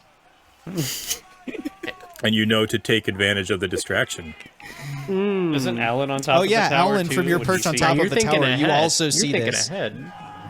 Okay, Alan is going to immediately run down into the tower and yell at Xoth, now's our chance, we have to go. Where are we going? To the place with all like the barrels or whatever, and where all the hotlines are going. All right, let's go. Can I roll to slide down a gutter pipe or something? You don't need to roll, you do it and it's cool. Awesome. I'm gonna run up to Savage and tap him on the shoulder like, do not believe this is planned, but I believe this is the time. Savage, he did not sneak up on you. You saw him slide down the pool, and it was I cool. was to say, without turning, I just answer him. Yes, I would seem so. It seems our base of operations is not the way to go back to, and now I'm not so sure if I should still infiltrate this warehouse. We had a base? Long story. We had somewhat of a base. Probably not anymore. How far away are they from the South Tower? We're at the West Tower, right? No, you're at the South Tower. Savage just left that tower. Oh, yeah. So you guys will run okay. into them in a second. I'm just giving it some time for Alan to run down the stairs and join you. Yeah. Word. So then, at this point, we need to group up with Xoth and Alan, because clearly we need to save Jeb. Or somehow As use if this... summoned by the plot, Xoth and Alan jump out of the door of the South Tower and rejoin you. We cut briefly from this group to Jebediah Peppermint, who has just had a security goon yell up at him, come on down here, we got you illuminated, we're going to be able to find you. You may as well come down now and burn your cipher. Jeb pulls out a tiny little piece of paper, rips a little corner off of it, writes something on it, folds it up, drops it, and then just double movement beelines it directly towards the light. So just like basically following the cone of light back towards the spot. Okay. What's on the paper? Is it relevant to me? Does the guard pick it up and open it up? Not yet. They're all looking at you as you fly away and chasing you. Eventually someone will pick it up, but I flipped a coin. This group are looking at you. Gotcha. So he just takes off, beelines it straight towards the light thing. Okay. You go straight towards the light thing. Inside the walls, your friends are trying to decide what to do. So I'm sure they see me. Not yet. You haven't gotten high enough yet. Oh, well. The wall's 1,000 shins high, so beelining it a double dash is so still... I'm in there. outside. Yeah. Oh, Wait, okay. so but we know it's him that's being. Do we know exactly that it's him being? You haven't seen proof, we would guess but like Oh yeah. Okay. Fox okay. at least is like... Sorry, I didn't know if I like. So Foreshadowed. let me get this straight a little bit then. Yeah. So the spotlight thing is still up above me, and it's like pointing down at an angle, on the right? top of the cliff. All right. Well, I'm going to zip up, and then try to go straight across Okay. towards it. So you're trying to shake the light? No, Okay. I'm trying to close the gap to it, and stay like directly in its line of sight. Okay. Like right in the center, but I wanted to get up above so that people on the other side of the wall can see me too. Got it. Okay. You are working on that. It'll take a couple rounds, so we'll check in with that's your fine. friends while you make that flight. You're certainly moving too fast to shoot. So, Yeah, I got 120 feet of movement. yeah. So We jump back in where you guys are talking. So we got to go help Jeb, guys. Yes. Not to be that person. I believe if Jeb is creating a distraction at this moment, it's because you would like to create a distraction, and this is our time to extract the package, I the person. don't think Definitely he wanted intended for these alarms to go off. We went in saying we wanted to be stealthy. This I is don't the know. opposite Maybe of that. he had to make a call, but all I know is I agree with Alan. Jeb thinks on his feet. Yeah, he's. This is the opportunity. Jeb can take care of himself until we need to meet up This with is a him man that again. had us jump a mile down into a portal. He's gonna get hung if they catch him. We've DM been question. threatened with worse. DM question. What's the weather like? It is a little bit windy. It's dark, but it's mid-50s temperature and no rain or anything like that. Damn it. Well then, Okay. how about you guys go? I will stay and help Jeb. Try and help Jeb as much as I can. I don't know, because I can't. I have to do everything I can to help. I think the best thing you I feel like someone this stealthy should help him in the case they can get away and then stay hidden. Yeah, Zoth, I don't know if you should be the one to help him if anyone helps him. Well, no one is volunteering. I will stay behind, guys. I'm going to try and get Jeb out of this mess. I'll see what I can do. That way I can also maybe drag him into possibly checking out this warehouse while you guys are taking care of the underworld or whatever. All right. Okay, that's fine. I'm okay Savage, with let me this. just talk some, stealth things with you real quick. Outside of Zoth's earshot. I'm going to be like, all right. So, like, I mean, if there's anything you can do to keep the distraction going or help him out if it looks like he's getting into a corner, great. But, like, we all know what this is. This is the perfect opportunity. And I think I can help and not help at the same time, if that's what you're saying.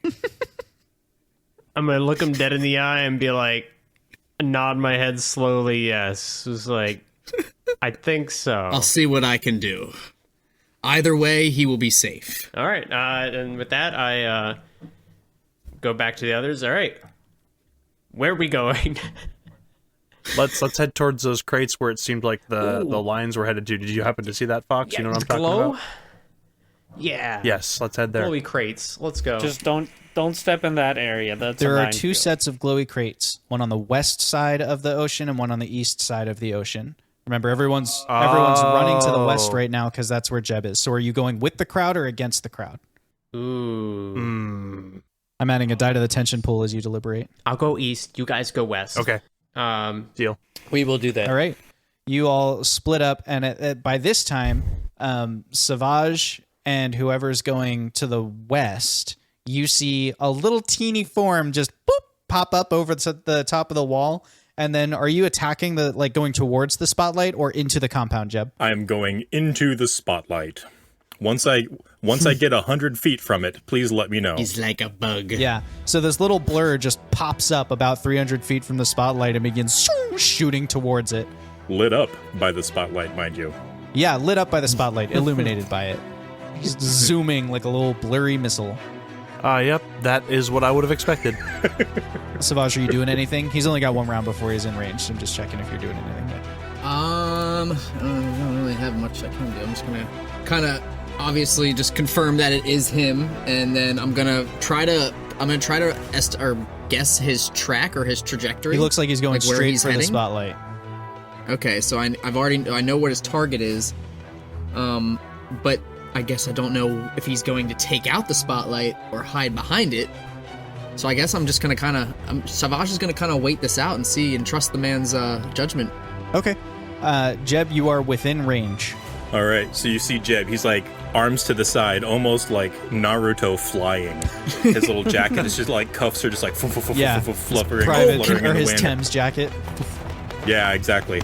And he spins backwards with his feet out in front of him, pulls out Big Boy, and just starts cranking up a lightning bolt, and just right through, just like right through the tower, and does 31 points of lightning damage to this apparatus and whoever is directly behind it. Oh dear. Yeah. You, like, literally line this thing up, get nice and close to it. He swings around, feet come up, lightning bolt shoots out in front of him. And it's like a wide enough lightning bolt that everyone can see it, you know, and it's bright enough that it briefly illuminates the whole compound in like this flash of lightningness. Hits the spotlight and obviously shatters, destroys the spotlight. You also see whoever was inside, like their hands come off and they are kind of thrown back out of it. It seems like because the thing is made of metal, it sort of conducted some of the damage away from them. But Owlin and Zothkug, who I think are the two who went towards the west, you two see a big line of electricity trace down the cliff and shoot towards the glowing barrels and stuff, but it kind of dissipates before it hits them. But it traces like 8 or 9 hotlines as it kind of like shoots down the cliff towards them. It's not quite enough to hit the barrels themselves, but it definitely like arcs down towards them. And now there's like a big to-do is happening in the compound. Whistles are blowing. You can see several people in white coats have emerged from the buildings we previously haven't identified what they do. A bunch of people in white coats have emerged and are rushing towards those barrels. They've got all kinds of tools and instruments in their hands.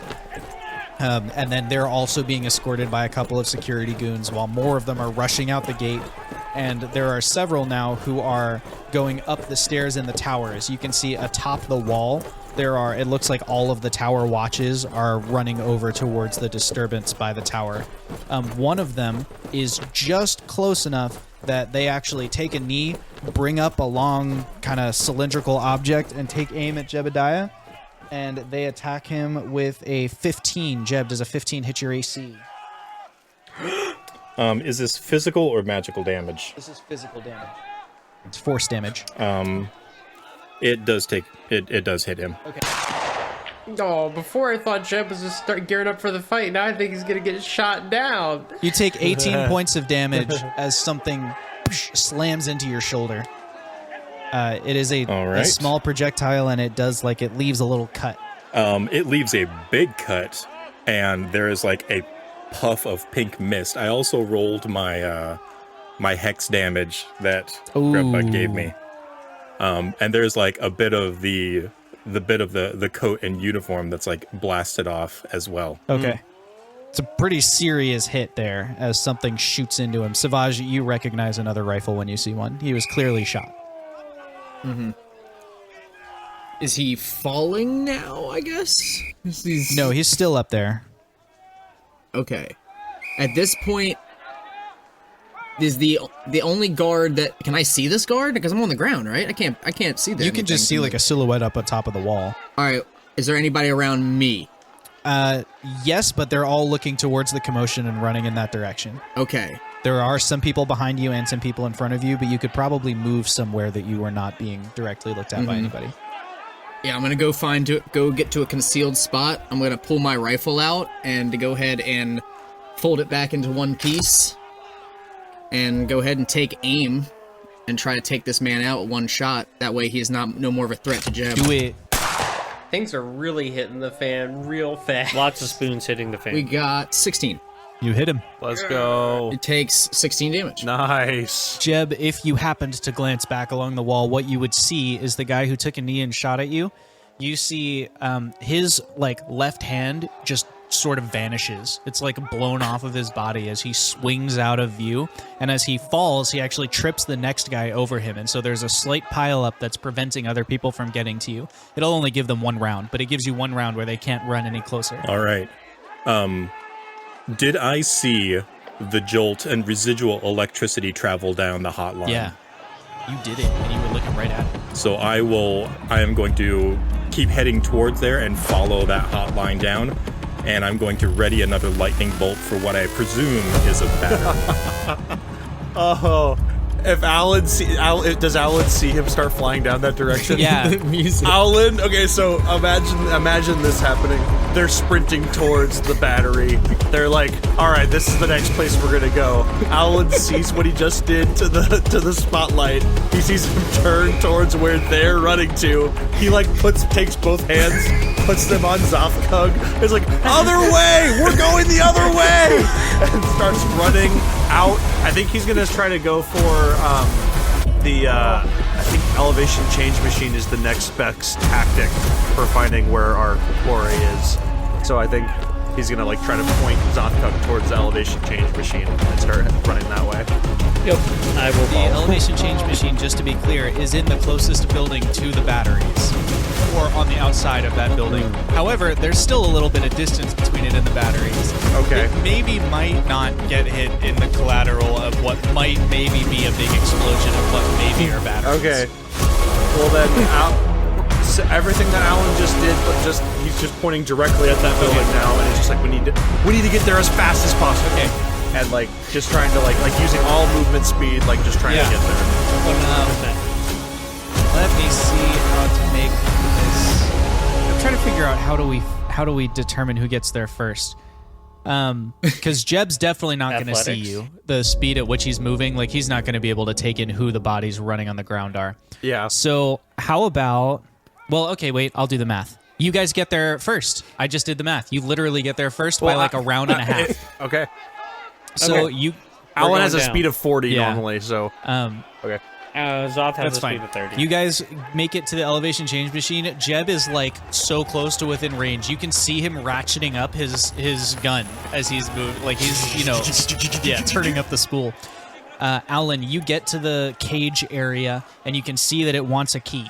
Like it's locked. Okay, Alan is gonna search in his newly found uniform and see if there's not a key in the uniform.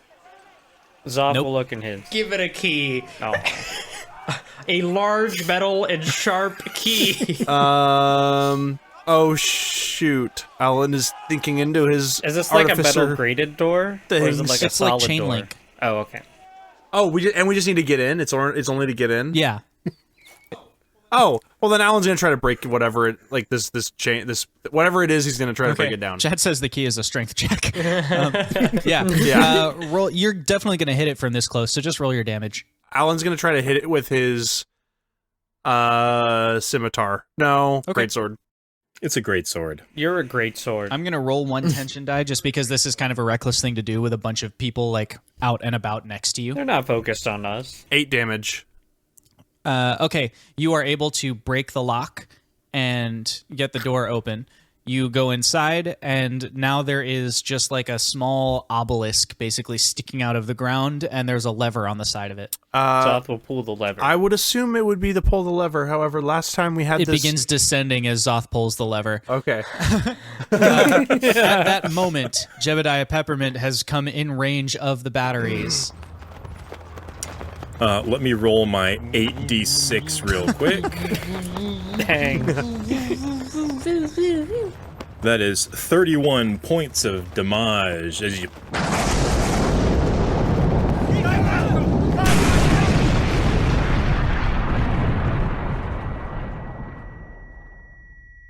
Bits of barrel and metal and wires and shrapnel begin flying in all directions. The cliff wall on the inside of this mess is cratered inwards about 15 shins by the actual force of the blast and the shrapnel slamming into it. The cliff is not compromised, it doesn't fall, but there's this huge dent into the side of it. A bunch of it flies into the steel like doors that are over the Umbral see, but they are not enough to break through those steel doors, which actually seem fairly unharmed by this event. The scientists or whoever was wearing those white coats running towards them are all thrown back. The closest ones are incinerated. Jeb, you need to make a dexterity save to reverse direction or change course before this ultimate wave of boom hits you. As a reminder, I am 100 feet away from this ish. That's a big explosion, my dude. It's just a giant explosion. Yeah, this is an explosion where just the fiery bit of it has a radius of 400 shins.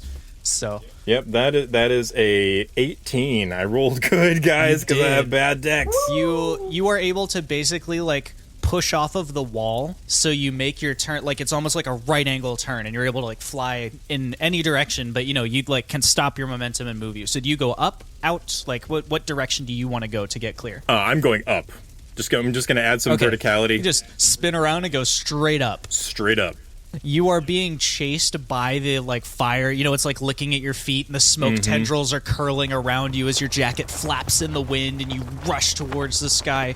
The wall next to you has a huge gaping hole in it. The edges of the hole that have been made are still glowing hot, and you can see like the steel reinforcement inside the concrete. This huge catastrophe of an event that has taken place. Owlin and Xoth, I am going to have each of you roll a dexterity save to hit the deck because it's still open top and chain link above you. So we're going to see if you are able to hit the deck before you're in the range of this damage. I got a 10. 9. Okay, each of you is going to take a little bit of damage. 5 fine. Points each. That's expected. So that's not too bad. But there do be things happening up on the top left there, but you are luckily on your way down. Unfortunately, the explosion does melt through the pulley that's like managing your elevation change machine. And so all of a sudden with a jolt, you are free falling, which is a... Alan literally, like, his reaction is not like, oh no, his reaction is like, looking at Xoth like, seriously, this is happening again. Like, as it just spools out above you. Fox, meanwhile, on the other end of the compound, you have made it to an area where very few people are, and you are just approaching all of the barrels on your side, when the other side, you see this streak of yellow kind of electricity arcing down the cliff face, shortly followed by a boom, and there's just a lot of stuff, lots going on over there. And you can hear the sizzle and the molten and all the things. You can hear yelling and screaming. Nobody is looking at you. What are you up to? Oh, I'm going the other way. I'm like, but I mean, what are you doing with the barrels? Because you get to them, unobstructed. Okay. The other cliff top spotlights have come on, but they're all pointed over towards the explosion that just happened. And actually, glowing. one of them is like flickering and going out. They're they're glowing. All right. A bright yellow. Can I? Does it look? I'm gonna put my hand near it. Does it look like? Feel like I could pop that open without, getting zapped? You don't really get an indication from putting your hand near it. Like, nothing happens to your hand. So It doesn't feel warm or anything, or I don't hear it's a a buzz. little bit warm, but not like it would hurt. It's just, it's a little bit I'm warm. gonna pop the lid open. Okay. You will need to roll sleight of hand to pop the lid open. You find that it's pretty securely attached. Oh, roll disadvantage. Oh, yeah, chat do be after you. Well, does a 12 do it? You're able to get it open. It's just not very delicate. And as you pop it open, you don't break it, but you like pull, and as you're kind of putting some tension on a wire or something like that, you see like an actual arc of electricity like juts out of it into the air, like right in front of your face. So it doesn't hit you, but it just, like a little spark shoots up, and you're like, I'm going to, release tension on this, and then it's okay. I'm following OSHA compliant rules. Okay, so I do manage to get it open, though. You do. All right, what did it look like in there? It is a series of wires and artifice that you don't fully understand, but they appear to be coiled around a central, like, spire of some kind. And There is the light that's inside is actually pulsing up and down that spire. In fact, the more you look at it, the more similar it looks to some really weird gold spikes that you saw embedded in the ground like a long time ago. And this is almost, it's like the same thing, but it's been iterated on. This is like a future version of that design. Okay. And these are, I'm assuming, all wired together, and I see some wires going up and down from the barrels. You see wires going up and down from the barrels. You realize now that you're this close, they're not connected to the barrels. The barrels have several wires from beneath that are popping out of the ground and connecting to them. But the wires going up and down on the cliff face don't appear to connect to the barrels at all. They just go straight into the ground.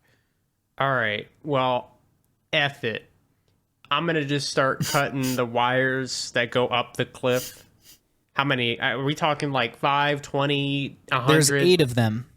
Oh, and yeah. every 2 wires that you cut, a spotlight goes out.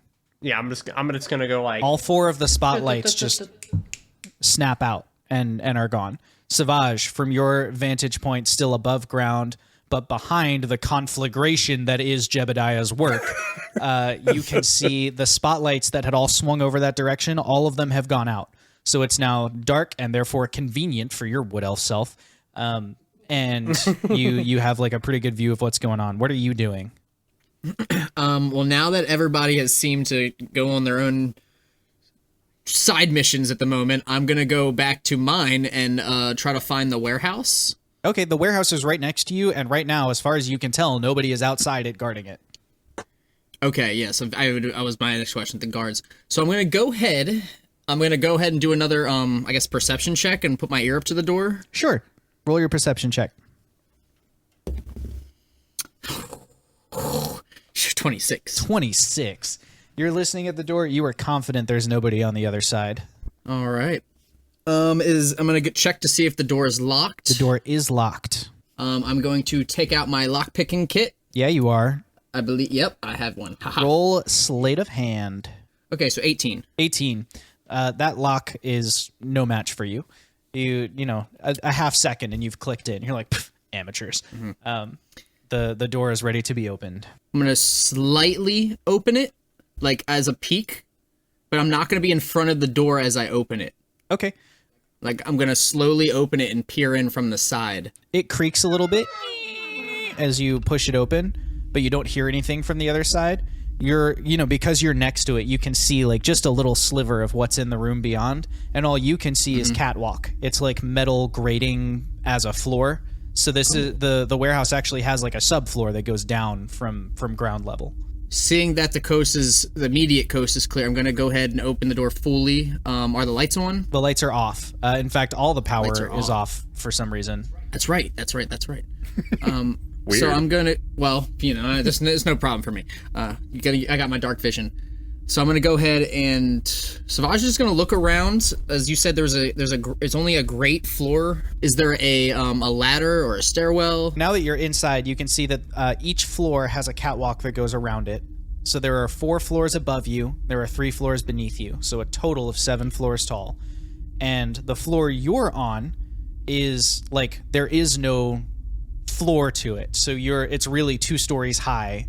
And it starts below you. You know what I'm saying? Like you're on a balcony overlooking it. And this floor is covered in those same big containers that were in the storage area. But these ones, the fronts are opened and stuff is being unloaded from them, or was being unloaded from them and put into the shipping trucks that are in the loading dock. So this is like the actual filling of those. And you can see in one corner there's a supply crew like sheltering. So they're not guards, they're, general laborers, and they don't see you or they're not looking towards you. They're like in a corner basically doing like the turtle thing where you kind of like have your hands over your head. It's like it's clear that they've been drilled on what to do in an emergency, and that's what they're doing. The barrels or the containers, I should say, are open facing away from you, so you can't actually see what's inside them, but there is a yellow glow coming out, so you can assume it's the barrels. Above you, there are solid floors. So there's 3 more floors that are real floors that you can't see what's on them yet. And then beneath you, there are 2 more that you can't see what's on them yet. I'm going to go down to the 1 floor. Okay. Savage is going to go ahead and walk down. I'm still in my guard uniform. Okay. So I'm going to very quietly and calmly approach the shipment crew. One of them looks up at you and goes, "Blimey, sir, what's going on out there?" It seems we have some intruders. They've taken out our electronics and our power, it seems. It sounded like a big boom. Yes, it was. Is it okay? Did you get them? No, I've been sent here to actually check on you guys. Are you all right? Well, we're alive. We're a bit scared, but it didn't damage any of the cargo, so no need to worry about that. The cargo. This here. Yes, of course. Looks over at the barrels inside. I guess now I'm looking into it, right, from this angle? So each of those shipping containers has, 2 across, 2 tall, 10 back of those barrels. So that's 80, I think, maybe 40, whatever. It's a lot. Is there any? Can I do a perception check, see if there's any like labels, or if they're numbered, or can I even see into the barrels? They're not labeled, and you can't see into them because they're glowing and pulsing. They're like covered on the outside with some kind of like rubbery sheeting or something like that. You can see that the containers behind these, the shipping containers behind the open ones, are a different size and color. And looking into those, you can see that they are like a huge stock of weapons. It's like different and like large ones, like turrets and guns and stuff like that. Right. So, all right. Back to those guys. Do you mind telling me if there's any more people in the other floors? Yes, of course. There's a supply crew on each floor of the warehouse. I assume they're all sheltering like we are, waiting for someone to come and check on them. Right. Are we safe to continue working? We don't want this to, go to waste. If we need to evacuate, we'd love to load up the carts for you. No. With the power out, there's no point in working now. Let's wait until we can make sure things are calmed down first before we resume our duties. Very well. And they, kind of go back to their sheltering position. Mm-hmm. As I walk, I'm gonna kind of like keep my eye on those containers and the barrels that I'm looking at, but I'm gonna move to. I'm gonna go down a floor. I might as well just knock out. I'm gonna go down another floor. Okay, you go down another floor. On this lower floor, there are no containers, but what you see is a bunch of strange constructs that are kind of folded in at the knees. They're like artificial bipedal creatures. And they are all they're like I said, folded in on the knees, so they're in kind of like a square package, but they're all just like resting against each wall, and then there's rows between them, and you can see that some of them have had weapons affixed to the arms and then have been tagged with something, and the others have not yet and are not tagged. And then there's a supply crew at the end who are against the wall. One of them looks over and goes, "Is it clear?" I'm gonna walk over to them. No, it is not clear yet. I've been sent here to check up on you. I've already checked on the top floor. How's everything here? Everything here's fine. These are all still combat ready. We need to affix some more of the weapons to them, but the goat folk should be ready in no time to use these as required. Ah, yes. The ones without weapons. What are they? Are these prototypes? Or do you know if they actually work? That's a strange question. Of course they work. They were prototyped, in the West. These are the finished designs. Sorry. I had a little brain fart there. But anyways... One of them rolls his eyes and goes, "I know they don't tell you lot anything." Correct. Anyway, what I advise you do is stay here. I'm going to continue looking on to the next couple floors. Of course. We were thinking of activating a couple of these just to sort of perform sentry over the factory. What do you think? As much of an idea as that is, because we do not have power, I would say it wasn't wise. Well, they're individually powered, so they would still operate properly. How about this? How about we set them to patrol the immediate area? Because it seems that the rest of the compound is already under complete lockdown, whereas this is just, I've come in, no one's here, and you are all cowering in corners. We're just following procedure. That is correct, but then why not have these here creatures protect you?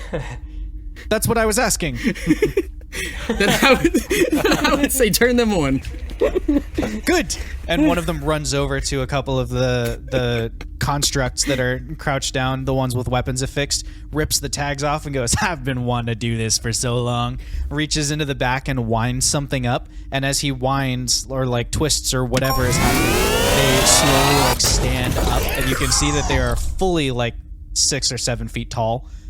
Each of them has a small cannon on one arm, and then they immediately like turn around and walk back to the catwalk and start doing laps around the catwalk. Perfect. So they aren't. Okay, no. Sorry. I was like, no. I just needed to make sure they did. Enthusiastic. Perfect. I needed to make sure they weren't focused on me, so they don't see me as a threat. Okay, doing that's good. sentry work. Okay. So, seeing that they aren't a threat as of now, I'm going to tip my hat to the next guys, and I have one more floor. Is that correct? Yeah, there's one more floor beneath you. All right, I'm going to go down to one more floor. You go down one more floor. This floor has a bunch of sleeping bags on the ground, and there are people sleeping in them.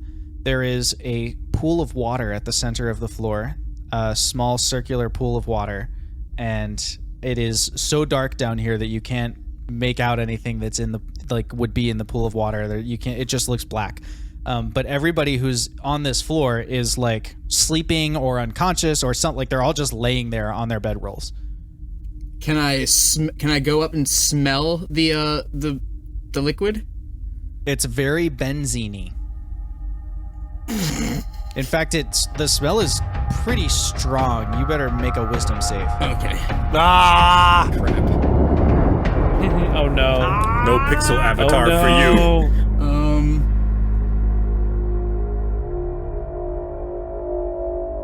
22.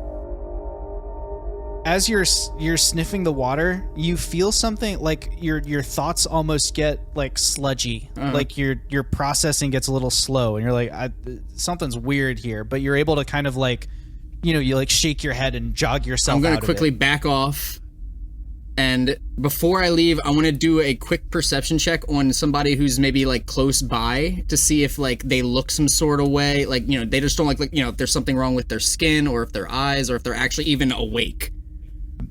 They're breathing, but they're all like sleeping or unconscious. One of the two. Their eyes are closed, laying still. Okay, but their skin doesn't look changed. Like they don't look like they're sick. Okay. They look otherwise unaffected, and it's all variety of races too. Like there's gnomes and there's tieflings and there's humans and there's elves and there's whatever. Are they all in work uniform?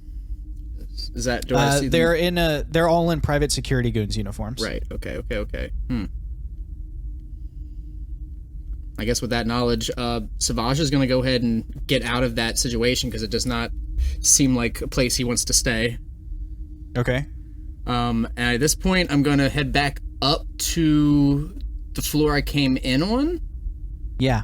And then the floor with the open containers and the loading dock. And then I have 3 more floors up top. There's 4 floors above you. All right, so I'm going to go up then, keep going up. Okay, we'll find out what you see as you go up those other floors after we cut back to Jebediah Peppermint, who was until recently rocketing upwards away from an explosion, licking at his feet. How epic. What where am I, DM? Like, how far up did I have to go to get away from this thing? You're like maybe 200 shins below the top of the cliffs just to get, but like the smoke plume has completely covered you, and for some reason all the other spotlights went out too, so there is no light on you. This is a good chance for you to like, duck out of the way and be hidden between the smoke and the lack of spotlights.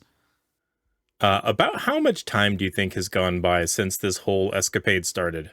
More than 10 minutes? No. A minute? Okay. Yeah, maybe a minute. Okay. Maybe a minute and a half. Savage is further ahead in the timeline right now, but everyone else is at about a minute. Jeb says a quick little prayer to Oara, and thanks her for helping him think about using the lodestone instead of casting fly, so that he didn't have to make a concentration check or potentially fall when he got shot.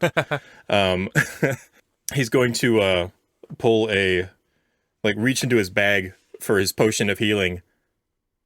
Oh, snap. I gave that to Fox. Okay, well.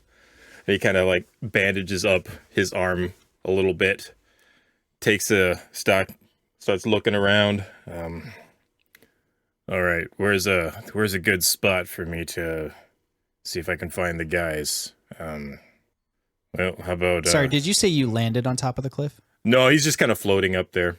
I'm going to try and start looking for the guys.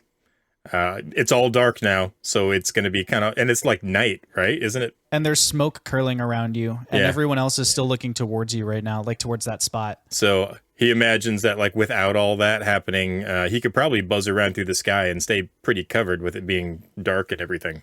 Make a stealth check to try and avoid the eyes of everyone looking for you. I'll just have you make one, and I'll give them a roll with advantage to represent how many of them are looking towards you. I'm finally rolling decent. That's a 19 plus 1, so unnatural 20. Okay. You obviously have no idea how well they did, but you think you've lost them. Okay. You kind of fly up through some of the puffs of smoke and, follow a wisp or whatever to try and get out of the way. And now you're making a lap. You see on the other end, you see a little spark shoot up in the air over one of the other batteries, just as like a single one. And then a few moments after that, you start seeing like just lots of sparks shooting up in the air as if they're like being cut, lots of wires or something is being cut over there, but like one at a time. It's not like an explosion. It's just like little bzz, bzz, bzz, bzz, bzz happening. You can also make a perception check to see if you see anything else, but that would stand out so much because it's dark now. Perception is 10, but Jeb is internally going like, all right, pup. All right. Yeah. You don't notice who it is, but you see that one private security goon has broken off from the group and walked into a warehouse, into the warehouse that your truck is parked at. You don't know, like you don't recognize it as Savage. You just notice that he's an outlier. And you don't see Alan and Xoth anywhere. All right. Well, Jeb is going to make his way over towards the other battery bank, and he's going to hold out the blunderbuss. He's going to shoulder Big Boy, hold out the blunderbuss, and just start casting message as he's going, just like pinging around, trying, hey, Fox, hey, Alan, hey, Xoth, hey, Fox, hey, Alan, hey, Xoth, oh, Savage, hey, Savage. Like, he's just going to be, like, rotating through that, seeing if he can get a bead on anybody while he's flying across. Fox, you hear, hey, Fox. Jeb? Oh, hey, where you at, pup? I'm up top. I'm gonna start just cutting as I'm cutting random wires at this point. I'm barrels glowing. Not the ones you blew up. Oh man, I thought that was your handiwork. Fox, you're like 3 or 4 barrels in at this point.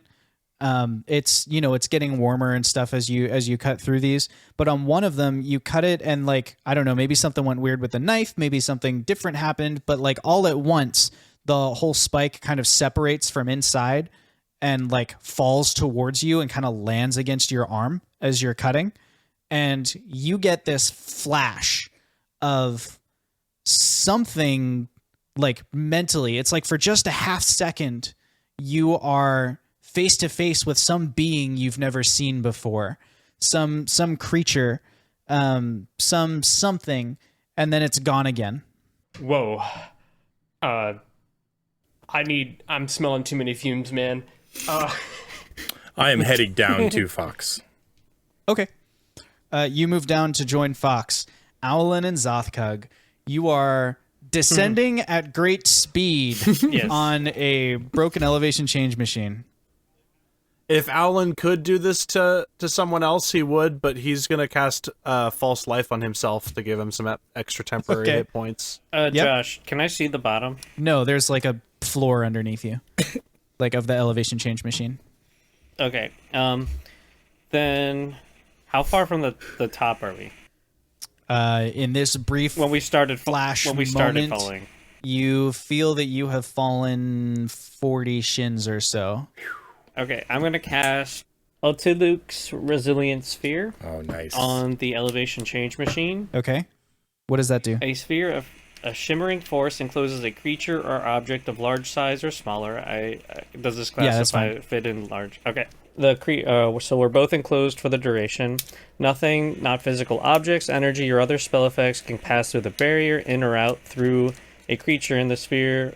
Or though a creature in the sphere can breathe there, the sphere is immune to all damage, and a creature or object inside can't be damaged by attacks or effects originating from outside, nor can a creature inside the sphere damage anything outside.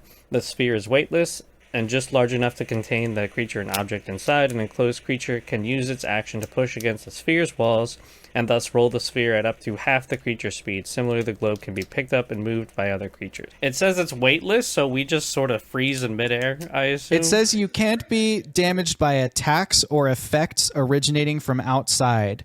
I would consider fall damage an effect generated by an area, so I think you are immune to fall damage within the orb this time, but I'm saying it with the caveat that I'm going to look into this deeper afterwards to make sure I'm right. So I don't want this to guarantee it as a permanent ruling, but I think for this one, you have success. Also, it's awesome. You have successfully avoided taking any fall damage. Alan is gonna like give Xoth the like impressed eyebrow, like that. This is like a Jeb level move. This is great. Chat has given advantage to Owlin and increased the tension pool by 1. Ooh, I like the balance there. Perfectly balanced as all things should be. I say the chat giveth and the chat taketh away. Then once Zothkug does that, he'll just sort of relax and just be chill. Yeah, as vibe Alan's looking impressed and Zothkug is vibing, eventually, now you have no sense of how deep you are because you can't see through the top of the bubble, but eventually it comes to like a stop where it almost like you feel a little bit of a bounce, like the bubble squishes in a little bit as you hit the ground, and then it just stops. And you're like, that was surprisingly non-horrible. You also can't see, I'm pretty sure you can't see outside the bubble. That's an interesting take on that. I can respect that. I'm open to looking into it deeper in a Tavern Talk, but that's for tonight. It's opaque. Yep. Alan is gonna like draw the scimitar of speed, and I know what he's gonna do. He's got one hand on the with the scimitar of speed, other hand has that very bright like glowing handgun that I described previously. All right, Alan. He's got one in each hand. Just inside the bubble, all you can see is another locked chain link door, just like you saw at the top. It does only last a minute, though, so if we have to fall for more than a minute... No, it wasn't a full minute. No. Okay. It was maybe another 10 or 20 seconds of falling. Okay. Alan is going to just strike at the lock again. Clang, like he did clang, last time. It breaks open. I will dispel the sphere. You dispel the sphere. And we cut back to Savage Tempest, who's going north, or not north, upwards into the rest of the warehouse. On each floor, as before, there are, workers who are kind of cowering. I won't make you interact with all of them. It's a very similar conversation to the 3 you've had already. Right. The first floor, as you go up, has a bunch of smaller boxes that appear to have like consumable materials in them, like raw materials, like different ores and, kinds of brick and stone and, screws and bolts and things like stuff that's probably used here like in the compound to assemble things. Gotcha. The floor above that has a lot of like tables and things. It almost looks like a big conference room. There are several large whiteboards and stuff like that. And the floor above that has a locked door. Perfect. So yeah, I'm gonna I'm gonna walk right past the tool room and go up to this conference room. Is there anybody in there? I'm gonna do. Oh wait, I guess you said there's a crew on every floor. But on this room specifically, I'm gonna try and stay out of their view as much as I can. Stealth. Not have to interact with them. Yeah. Roll that. stealth. 18. They're gonna roll 18. perception at disadvantage because they're all scared and cowering. They rolled a 3, so you're out of their sight. They don't acknowledge you. They don't see you, and you're walking pretty quietly anyway. I'm gonna go ahead. Savage is just gonna look around. I'm gonna check out these whiteboards. Look around to see if there's any mapping of the establishment. To see if there's any like maps that might show a secret tunnel or under like passageways or anything. You see a map of the upstairs facility with everything labeled. I'll DM that to you when I cut to the next person because I don't want to interrupt the flow of telling you what else you see. But you see a map where you know what each building is for in this compound. You also see a map of presumably what's underneath the Umbral Sea. You can see it looks like a cavern in the shape of a skull, kind of resting on its side. And you also see some alterations made to it where there's 2 air vents that are going up to beside the Umbral Sea. You actually saw these. You can put this together. Those little corrugated metal grates. Yep. Those are air vents for the cavern beneath the Umbral Sea. It does not say exactly what's in that cavern, but you can see like it's just kind of a map of what's underneath. So you can see the skull cavern under there. You see on another table, there's a different map, and it is a map that's of Western Urida, where Tumbleweb and Thraxenhaus Domain and all that stuff is, and it starts at the kingdom of Hishala, and there are red arrows that are kind of sweeping down from Hishala towards central Urida with a bunch of different X's and things like circled and then X'd out as if it's the progression of an army. Yeah. It looks like they're kind of tracking the progression of something. You see on another table a similar map of eastern Urida, and there's no progression yet of an army on this one, but you can see up in sort of the northeast sort of wild areas, there's sort of an uncivilized desert and grassland area above the town of Oat, and that area seems to be where everything is starting. There's just a red circle over that space, and someone has handwritten goats in there. The final thing that you see while you're up here, there's a lot of clues in this room because this is a good room to find. The final thing that you see up there is a, it's like a scientific diagram almost, but it looks like they are trying to figure out how to mutate something. So it's like an image of a cat and some drawings of DNA and some equations next to it and stuff. And at the bottom, one of the equations has been circled really hastily, like someone figured it out. That's everything? Okay. So That's all the stuff you see on the tables and such. this is very useful information. I'm gonna take three. Are these plans small enough to fold and put into like a pocket or something? No, they're like big conference table crap. sized things. Crap. You can fold it at least 8 times. That's true. 1/8 that the means- size of a conference table. That means I probably could only get away with one. Unless That's it another would be standard noticeable. measurement unit in Urida. We have shins and conference tables. It is one conference table long. That's pretty big. Technically, it wouldn't be 1/8 the size. It'd be 1 to the power 8 of the size, or 1 over 1 to the power 8. No, you know Let's what I'm move talking on. about. Let's move on. So I'm gonna go ahead. I guess I can't take them with me, or else it's too noticeable. I'm gonna go ahead and study it as much as I can to be able to pass the knowledge on to these guys, because it really doesn't. This knowledge isn't. It's not. It's interesting, but at the same time, it doesn't include me. So Right. But to them, me thinking back to myself, maybe I can use this knowledge as extra pay. So I'm going to sit around for a little bit longer. That way I can 100% study everything to its fullest. And then after a little bit, I guess I'm going to go up and check the next floor. But I'm going to do this. I'm going to do this. Savage would make us pay money for the vital plot information. He would.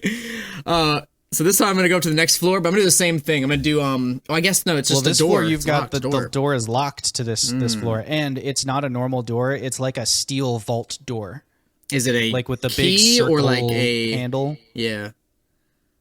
It just has a lock as well. And is not something. Can I try and lockpick this? You certainly can. All right, I'm gonna go ahead and lockpick it then. Okay. Oh no, where's it go? It's okay. And that would be sleight of hand, right? Yes. Okay, so then that would be 27. 27. It even knowing as much as you do about locks, this one takes you a couple minutes. It's like a very sophisticated lock, but eventually, click, you get the lock open, and with a a little bit of a put your shoulders into it turn, you're able to throw the vault to the side, and the handle spins around, and with a clang, it comes to a stop, and the door swings inwards away from you. There is a person in like some kind of supervisor's uniform of the private security guards on the other side. He's got, his fancy cap and his little medals pinned to him, and he looks at you and goes, "What are you doing breaking into this room, son?" Sir, I was sent here to check up on you, sir. Why didn't you knock? It was too urgent. Wouldn't knocking have been faster? I'm sorry, sir. I'm not from here. From where I come from, it's just faster to do it my way. Roll deception. Where I come from, I'm always right. I got a 21. I don't think I believe you, son. Why don't you come in here and show me your papers? You walk in and you see several other like commanders or supervisors or whatever of the private security goons are in this room, and you get the gist as you walk in that it's some kind of command center. You know, they've got the smaller like maps and blueprints. They've got lots of switches. There are a whole bunch of ciphers mounted to the walls that can do all kinds of different things. However, you do recognize one of them from a dossier you read recently. His target. Oh. I'm going to keep. I'm not going to face. I'm going to keep my focus on You're looking at the guy who addressed you. Yeah. No, I'm going to keep my focus on him. Sir, I've been sent here to give information about the break-in that we've been having. How do I know it's not you doing the breaking in? I've already checked. See that identification. It's protocol.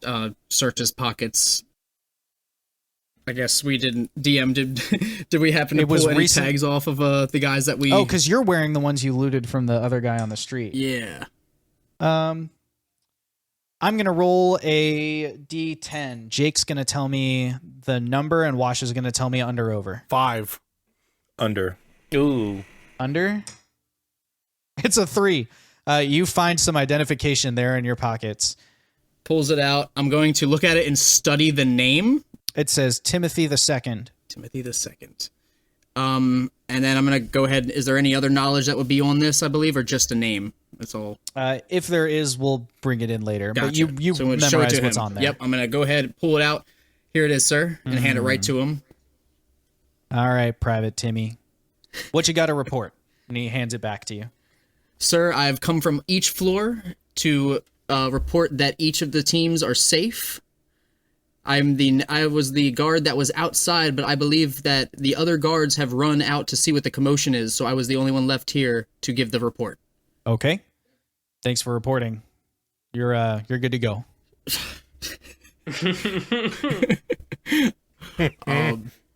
Oh my gosh, that's the hard part for me. I'm gonna go ahead and do a perception check. Is there anything on the screens that I can quickly read and view? Okay.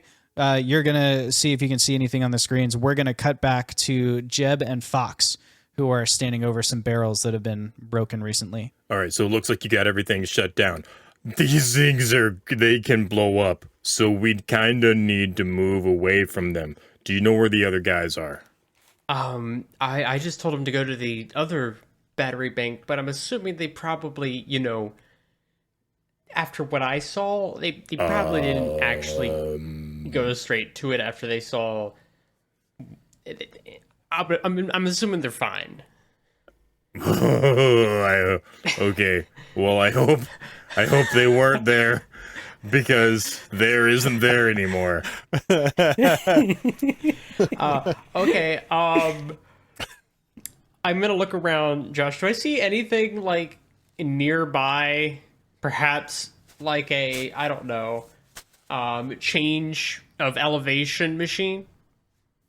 There is an elevation change machine near you. It's the building closest to the stack of batteries over here. Maybe they went down one of those. Okay, yeah. No, we need to get down below. I overheard some guys talking back before this went down. There's a huge cavern underneath the ocean or something. What? They said it's called. They thought it was called Skull Cavern or something. Like, I don't know what that means. It's like spooky stories. Just like, surely it's not a great big skull or something, because that would be dumb. But they say that it's like a dragon. Ridiculous. There's a dragon something, or legend was there's a dragon down there. Lots of treasure. Tertiary object. I mean, our objective was extraction. Second was destruction. So we kind of did that one. But tertiary objective is maybe get some stuff to help us on our way out. I wouldn't call it an objective. I would just say it's it's a there given, and we're a given. There and yeah. It's part of our mission statement anyway. Of course, yes. Dungeon. While you're there, loot. That's the 5th rule of the Four Guys organization. So, right. But we need to get down there because 9 times, chances are that the avatar's down there. Especially since they mentioned a dragon. So like something. Have you heard of something called the Silver Star. Okay, so let me get this straight, Jeb. They're talking about a fairy tales down there. They just said, hey, Big Skull Cavern, and something about a dragon, and surely the Silver Star. Could be down there or something like that. I don't know what that is. Is that like a magical item or something? TLDR. It's the name of a dragon in folklore. Okay, well that tracks. And it was a dragon that had a horde that made its lair between the Fae and our plane, and it's so mythical.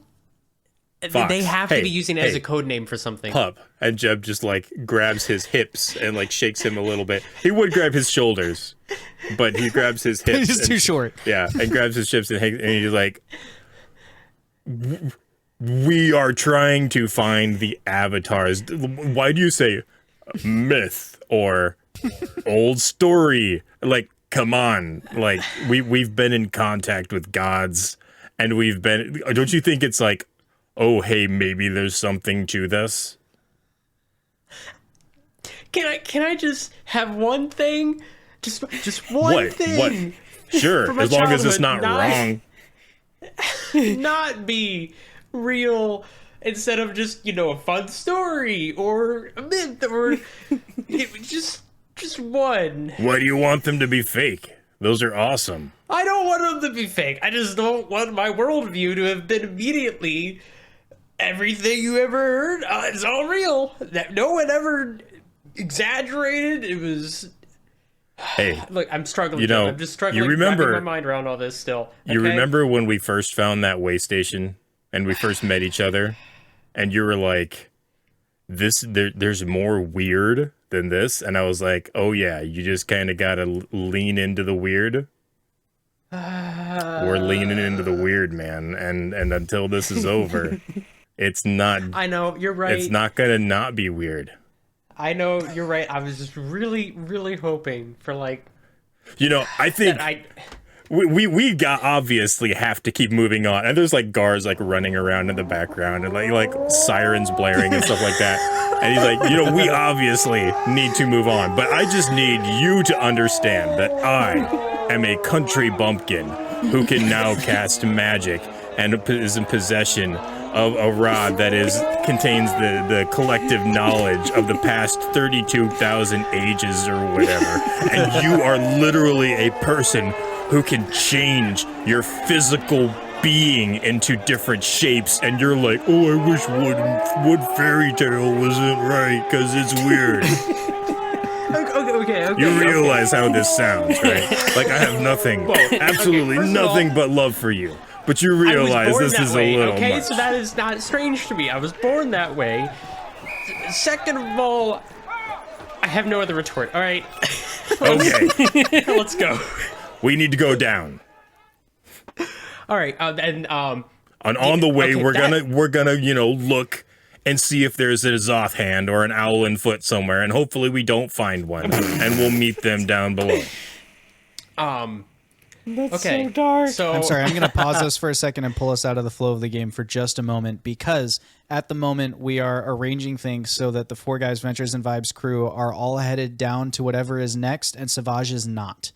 Are we comfortable with making that? It's okay if we are. I just want to check. Like, that would mean that really for the next phase, like, you will be in two separate places and Savage will have no clue where you went. It occurs to me that maybe we need to make sure that where is Savage? Like, I know Owlin and Xoth, they're probably heading down, right? You said that they were heading that way. You didn't see him? No. I mean, he said he was trying to help you out without helping you out. Well, he did. I don't know what that means. And I kind of point to my shoulder, and he kind of, helped me out a bit. He shot you? No, he shot the guy that shot me. It was actually pretty awesome. Oh, okay, that makes a lot more sense. Yeah, but I lost track of him. I didn't. Okay. What was he wearing? He was wearing He was wearing an outfit like ours. Well, not like yours, but Yeah. like one of the goons. Well, dang, how are we even going to find him? He said he was heading towards I got a it. workshop or warehouse, I think. Oh, well, why did you lead with that, my guy? I'm a little overwhelmed right now, okay? Oh, yeah, fairy tales. That's not why I'm overwhelmed. I'm overwhelmed because there's sirens. You're telling me big- there's a dragon down there. We saved You a dragon and you talked just to him blew and up hung out and half had the- sandwiches. The camera again zooms out on this moment where in the background stuff's on fire, people are running back and forth, whistles are blowing. There's a bunch of dead bodies on the ground being tended by field medics. All this stuff way off in the distance. There's this warehouse where Savage is like doing his thing. It zooms back in on Jeb and Fox. Jeb, I agree with you 100%. Okay, I'm a little overwhelmed. You don't say. Things happening. You blew up say. things. I don't know if they're actually alive. I'm just really hoping They're they made fine. it to an elevator. I mean, an elevation change machine. And Okay. Let's clear our thoughts for a second. All right. Let's calm down. Owlin and Xoth, they're fine. A big explosion like that. Xoth's, he's got cool stuff. Like he'll like bring them back from the brink of death, heal them up, put Owlin back together. If this is fine. Don't worry about that. I've Don't seen worry. a rock But- from a cart kicked up just hit him dead in the face once. I'm not always confident in his ability to dodge danger. No faith. Well, time will tell, I suppose. But regardless, we need to. Okay, I'm gonna like. Where's the warehouse? Is it do you know where it is? I Wait, don't I saw know it. which I one saw it while I was exactly. flying in. It's that way. You did? Yeah. Oh, okay. I mean, bird's eye view. I was up there. I'm gonna believe you. All right. Let's go. And I'm going to cast. Wait. What? You're a blade. You're wearing a Thames. Like, you're gonna stick out like a sore thumb. It's dark. And I'm gonna cast locate object. I'm gonna like twist a little thing on the blunderbuss, and just boom, shoot off a little sonar wave, and I am going to focus on the gun. I'm gonna focus on Savage's gun because we spent a little time like goobing and gobbing over it, and we know that it is a one of a kind. Yeah. So if he is within 1,000 Big feet brain. of me, I should get a ping on the You feel direction. like your sonar makes it about 100 feet, and then there's some kind of weird blockage or something isn't working quite the way it's supposed to outside of 100 feet. Oh from dang! I keep forgetting about that. All right, well let's head towards the warehouse. If it's within 100 feet, we'll get a ping off of it. Let's go. Okay. We cut back to the warehouse where Savage is now. He's been dismissed from the upper room, but he doesn't want to go. At this point, well, I want to do kind of like 3 perception checks, I guess. I want to see what the guards are equipped with and how many there are first, or how many people are in the room total, Okay. and then You don't need to roll for that. There's the 3 captains are all who's up here. just 3, And and then they are equipped with, each of them has some kind of firearm in a holster at their side, and several ciphers clipped to their like work belts. I'm gonna go back to the door. Yep. I'm gonna close it. I'm gonna light a cigar and say, "I wasn't the best actor anyway."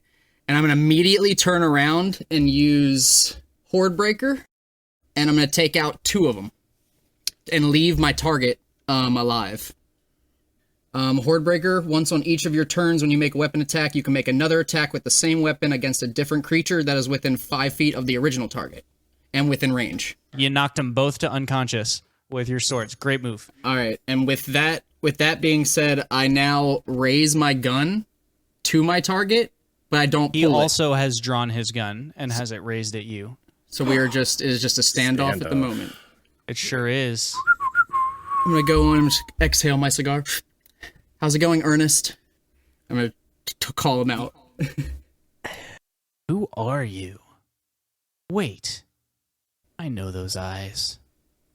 Bryce is Jason Bourne. Well, I was in the scene. I was there. I was in the moment. It was good. the intrusive thoughts. What? I'm sorry. Oh my god. He says, I know those eyes. I killed your father. Oh my gosh. Alright. I'm sure you would recognize these eyes, considering if you looked into them many times. He pulls the trigger. Oh. He rolled a nat 20 to hit you.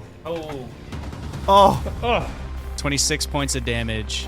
a lot. The greatest retort to "you should know who I am." Boom. So as I'm staggering back, I'm gonna just gruntly say, "Wrong choice," and just unload right into him. And it's gonna aim right for the dome. Like I'm aiming right for the head. That would be a 22. He tries to duck and makes it just enough that it skims the top of his head instead of killing him. So you hit him, and you hit him hard, but you don't kill him.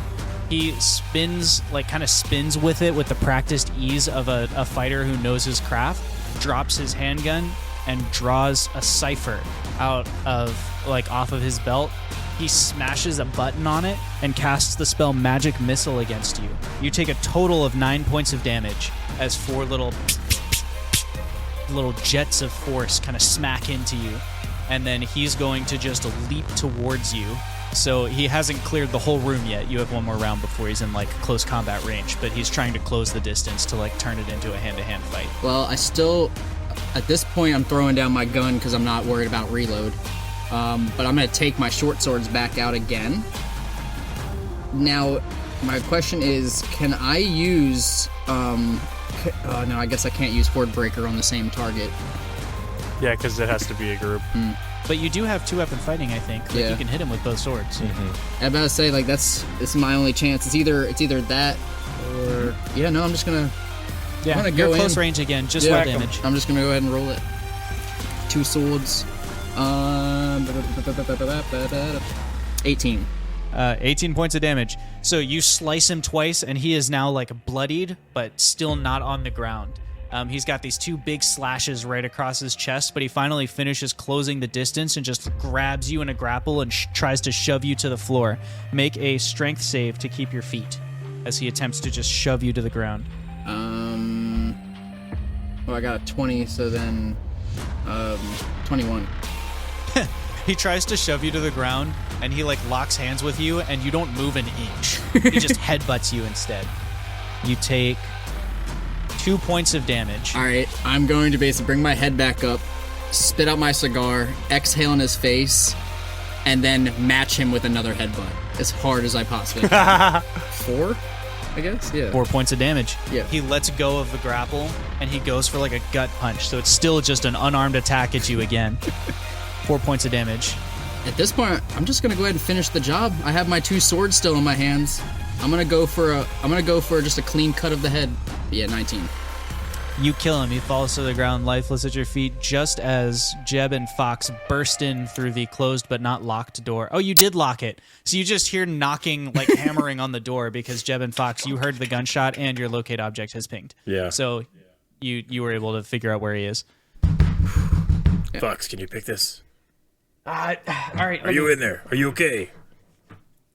I'm gonna go ahead and just open the door slowly as I've already lit another cigar and I'm already There are 2 exhaling it. unconscious supervisors on the ground and 1 headless guy laying on the ground. I got lockpicks half into the lock as the door swings away from me. That's your fastest one yet. I don't think I did that one, Jeb. As I look up. Whoa. My guy, are you all right? You look messed up. I'm holding my arm, still holding my cigars, pulling it out. Hey, Yeah, no. Yeah, I've had worse. missile buddies, and Jeb points to the shot in his shoulder too. I'm just gonna smirk and nod my head. Okay, can I just Respect. say this Jeb Savage, this is so bad. I'm just You're just really happy to be here happened? to experience this moment. what? Yes. All right. I like. You know what? I'm a child. I hate to admit it, but you're hurt and you're injured. But damn, does this not look bad? That brings me to my next question. Does anyone have anything to help me possibly get better? Seem to be a little cut up here. Oh yeah. No, of course. We cut down from the three of you to Alan and Zothkug, who you've just dispelled your orb, your protective orb, and you don't know what you expected to see down at the bottom of this lift, but this definitely wasn't it. In front of you is what looks like a rounded, it's a natural tunnel or burrow or something, but it's gargantuan in size. It's, lots of round things. It looks like it was dug by something. And the walls sparkle down here. So it's dark, but there's some weird kind of like ambient pinkish light that plays off of the walls as if they're covered in jewels or stones or something like that. And at the end of this tunnel, as you kind of are walking down the tunnel, when you reach the end of this one, it splits off in three directions. But the one that moves forwards empties into a huge cavern that is shaped like a skull laid on its side. And, there you are at like the mouth of the skull. So, on the other side from you, there are two smaller caves or dents or something that are kind of like eyes laid on their side. And you are down at the base of that skull. And at the center of the skull, encased in a runic trap of some kind, is not an avatar, but a huge, colossal moonstone dragon. And the dragon, it looks like these runes are not generating power. It looks like they're being fed by hotlines that are coming from the ocean above. And the you've just had time to take in the dragon. There are some fail-safes around the room that you don't totally understand yet and won't without some further study, when you recognize the lone figure who is sitting cross-legged in front of the dragon, looking up at you, as Mavira stands and draws her two swords, looking towards you and ready for battle. Tonight's Dungeons & Dragons session comes to a close.